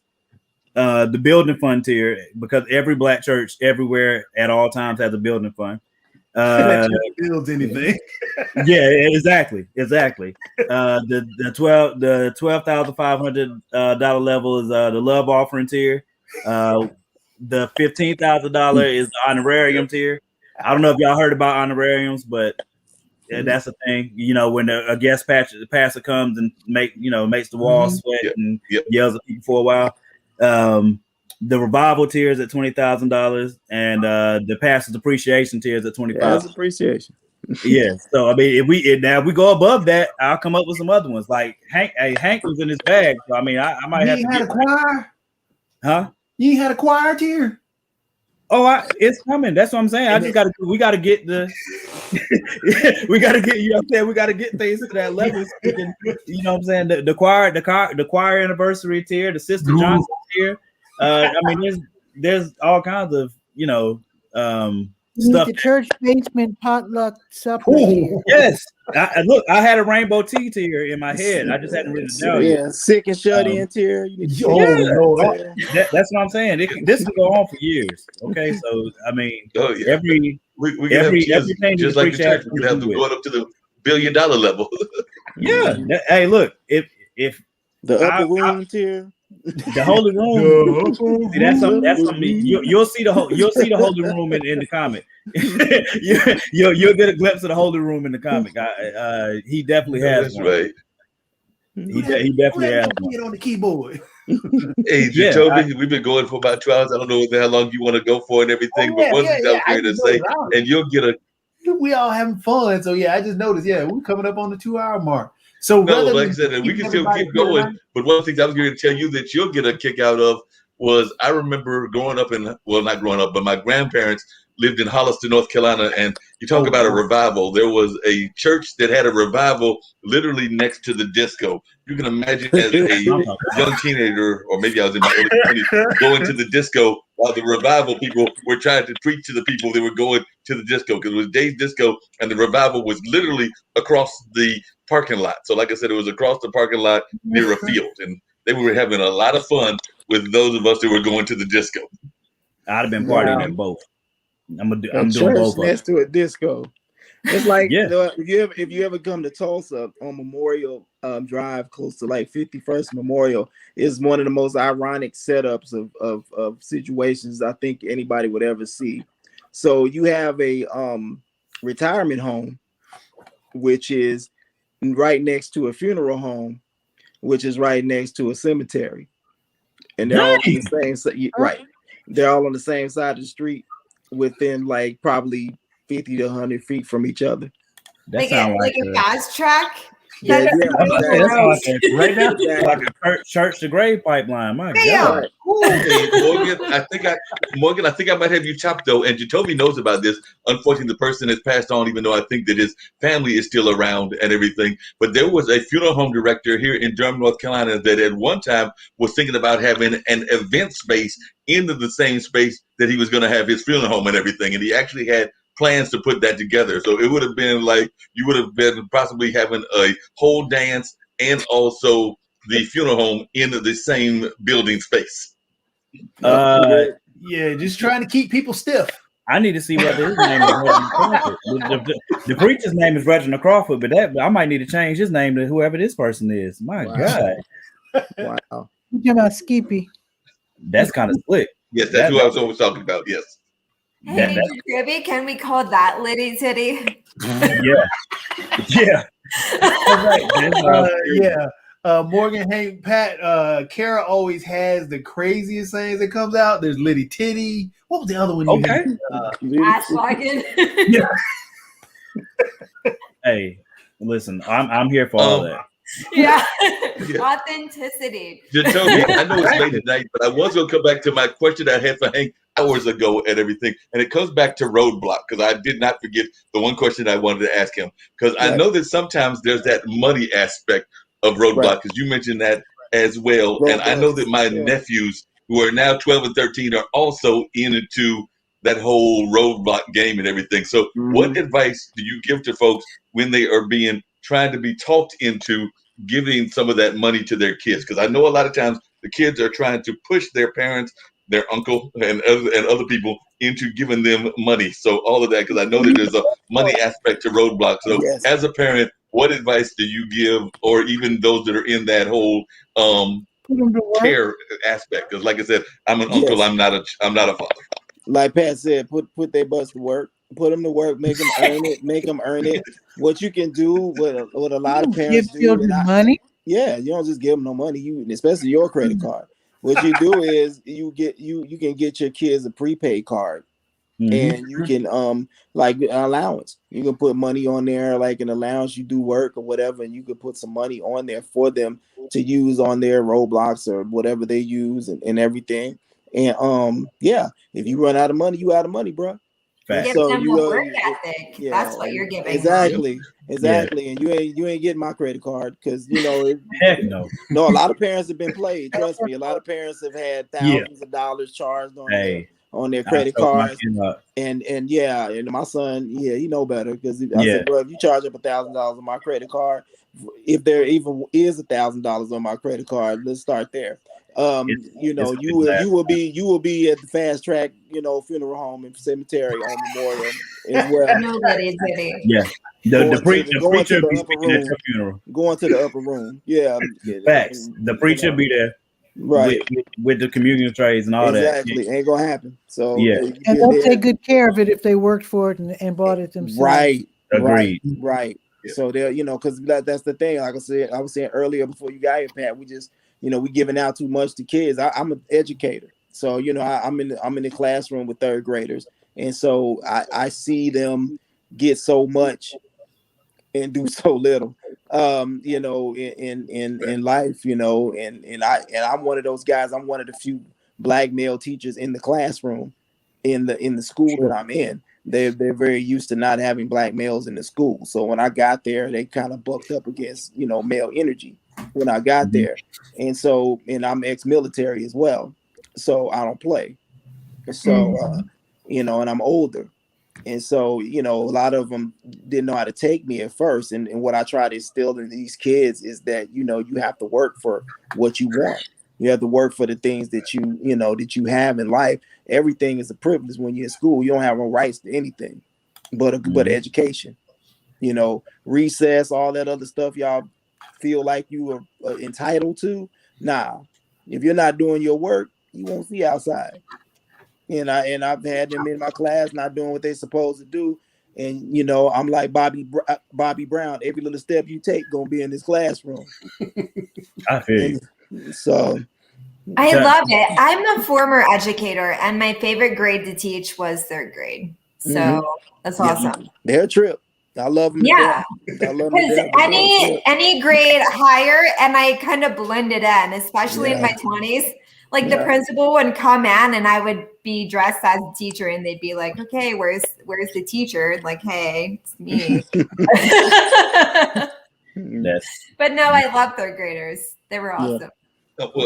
Third graders say some of the smartest things because I've been one of my day jobs is working for a testing company, and I actually just had a third grader today that was given a prompt about certain things that he had to write about, and at the end of the day they kind of had a smart aleck answer because they did what they were supposed to do, talking about various things that were in the prompt, and in the end their punchline was, now that you've read this and everything, I think that you need to go to the internet and research it yourself because I've only told you what I feel like telling you, and there's a whole internet. So why don't you go to the internet and research it? So I'm sitting there going like, no, that's not a good kid and everything. But, sometimes we have to actually punish the kids for creativity in the standardized testing world. And that's something that I sometimes regret is because a lot of times you'll find some amazing folks that are super creative and super talented, kind of what you, Morgan, and Hank were talking about, but we don't reward them in the education system. We actually punish them for their creativity because we're following a certain rubric and all of that. That kid, I was about to say, where's my belt for that kid? But the moment's over now. Yeah. But since we're coming up, like I said, it's a little bit after 2 hours. We'll go ahead and close the show out. And I want to, before we begin closing the show out, I want to make sure you guys know, Hank, Morgan, Pat, you guys are more than welcome to come back anytime you want to. We love the conversation. You guys have great insight that I think can add to exactly what we're trying to put out there not only to parents, not only to the community, but to everyone about basically life. Because again, gaming is life. Gaming is more than just sitting there in front of the video game. This is it. I mean, from the preacher to Liddy Titty, it's all right. I mean, it really the preacher is. like Liddy Titty. Yeah, see, Preacher like Liddy Titty. Yeah. Yeah. So to close out the show, and we got to close it out the right way. And just like in the beginning, I can't do the intros well. I can't do the closings well. So I leave it up to the guests and everybody else. So Patricia, to close us out, tell us where everybody can find you and how they can follow you.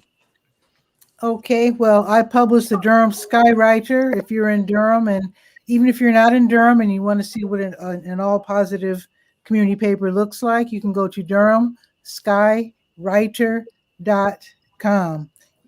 You can also find Durham Skywriter, Facebook, Twitter, and soon TikTok. Okay. Nice. Nice. All right, Morgan, you got to follow that. Tell everybody how they can follow you, how they can support Lumberjack and see more of the preacher. So on Facebook, my name is Morgan Iverson. You can follow me there. You can also follow Fourth Wall. If you type in Fourth Wall Productions on Facebook, it'll come up. Morgan Iverson will come up.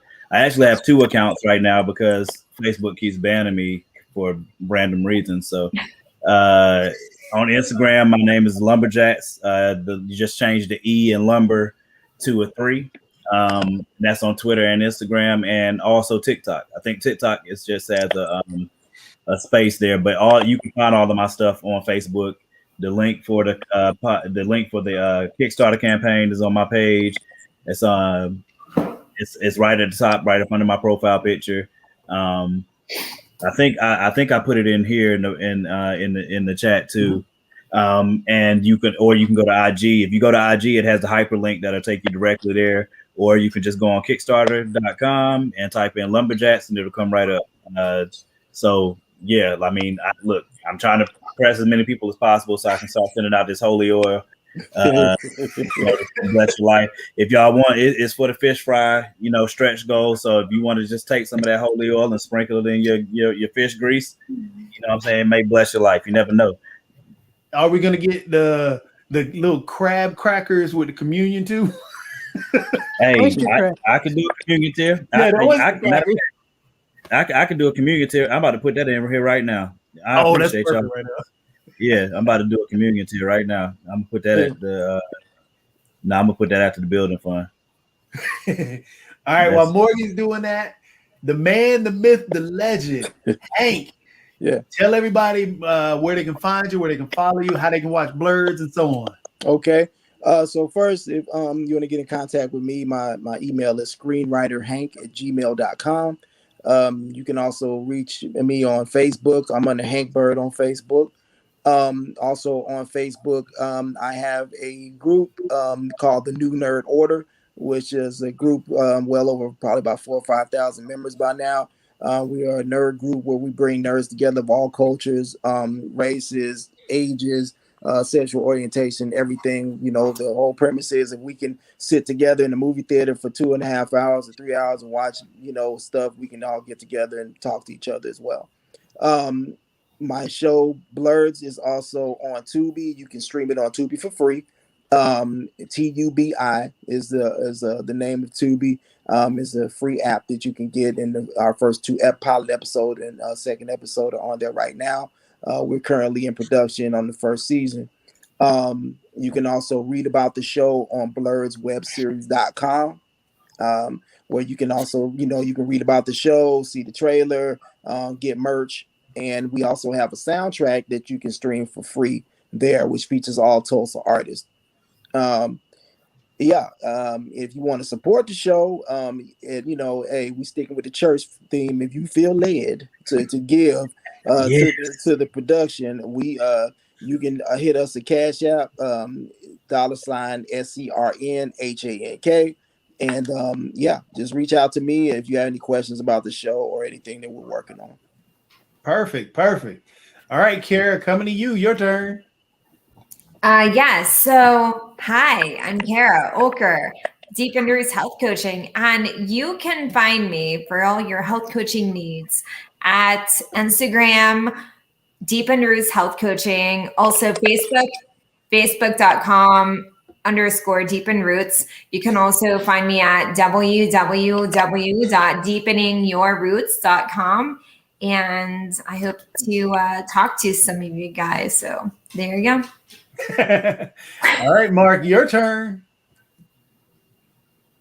Yep, it's on me, Mark Lee. You can find me via email, bluesradio@gmail.com. On most of the social media, it is Lee Entertainment at 62. Or you can also look under Blues Radio under YouTube. It's Mr. Blues Radio and all of that. So definitely you can find me under those various sources and everything. I would be remiss this time around if not telling folks that they can go to the IBMTV.TV website, and there's actually a store on that website that's got some products around some of the shows that I am involved with. So we've actually got a hoodie, a cup, and a number of other things. And I need you, like other folks, to buy some products because I got some bills to pay. So like I said, get over to that store and buy some of those products and all of that. So that's where you can find me at, and definitely would love to hear from folks, whether they're interested in being on the show and talking about a variety of things, as Pat Murray said, or whether they want to do some consulting, because I do event consulting as well as streaming consulting. So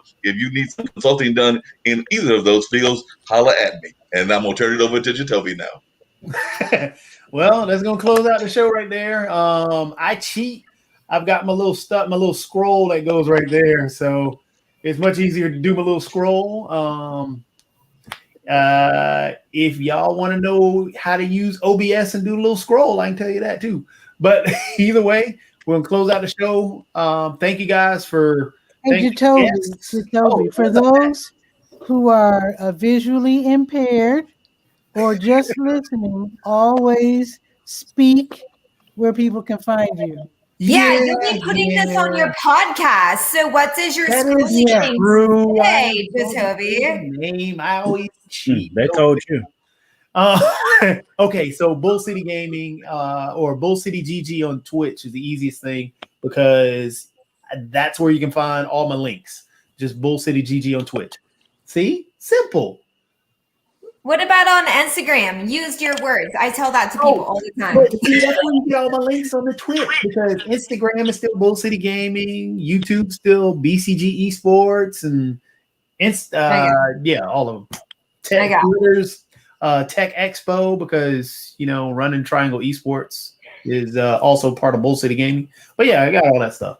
But that's why I cheat and do just Bull City GG on Twitch. Much easier. But either way, I guess we'll close the show now. Thank you guys again. Thank my guests, my counterparts here, people watching, people listening. Big shout out. My sister was on This Is Us tonight. So she had her show tonight, so I'll probably give her a call, see if we can get her on the show one of these days. But either way.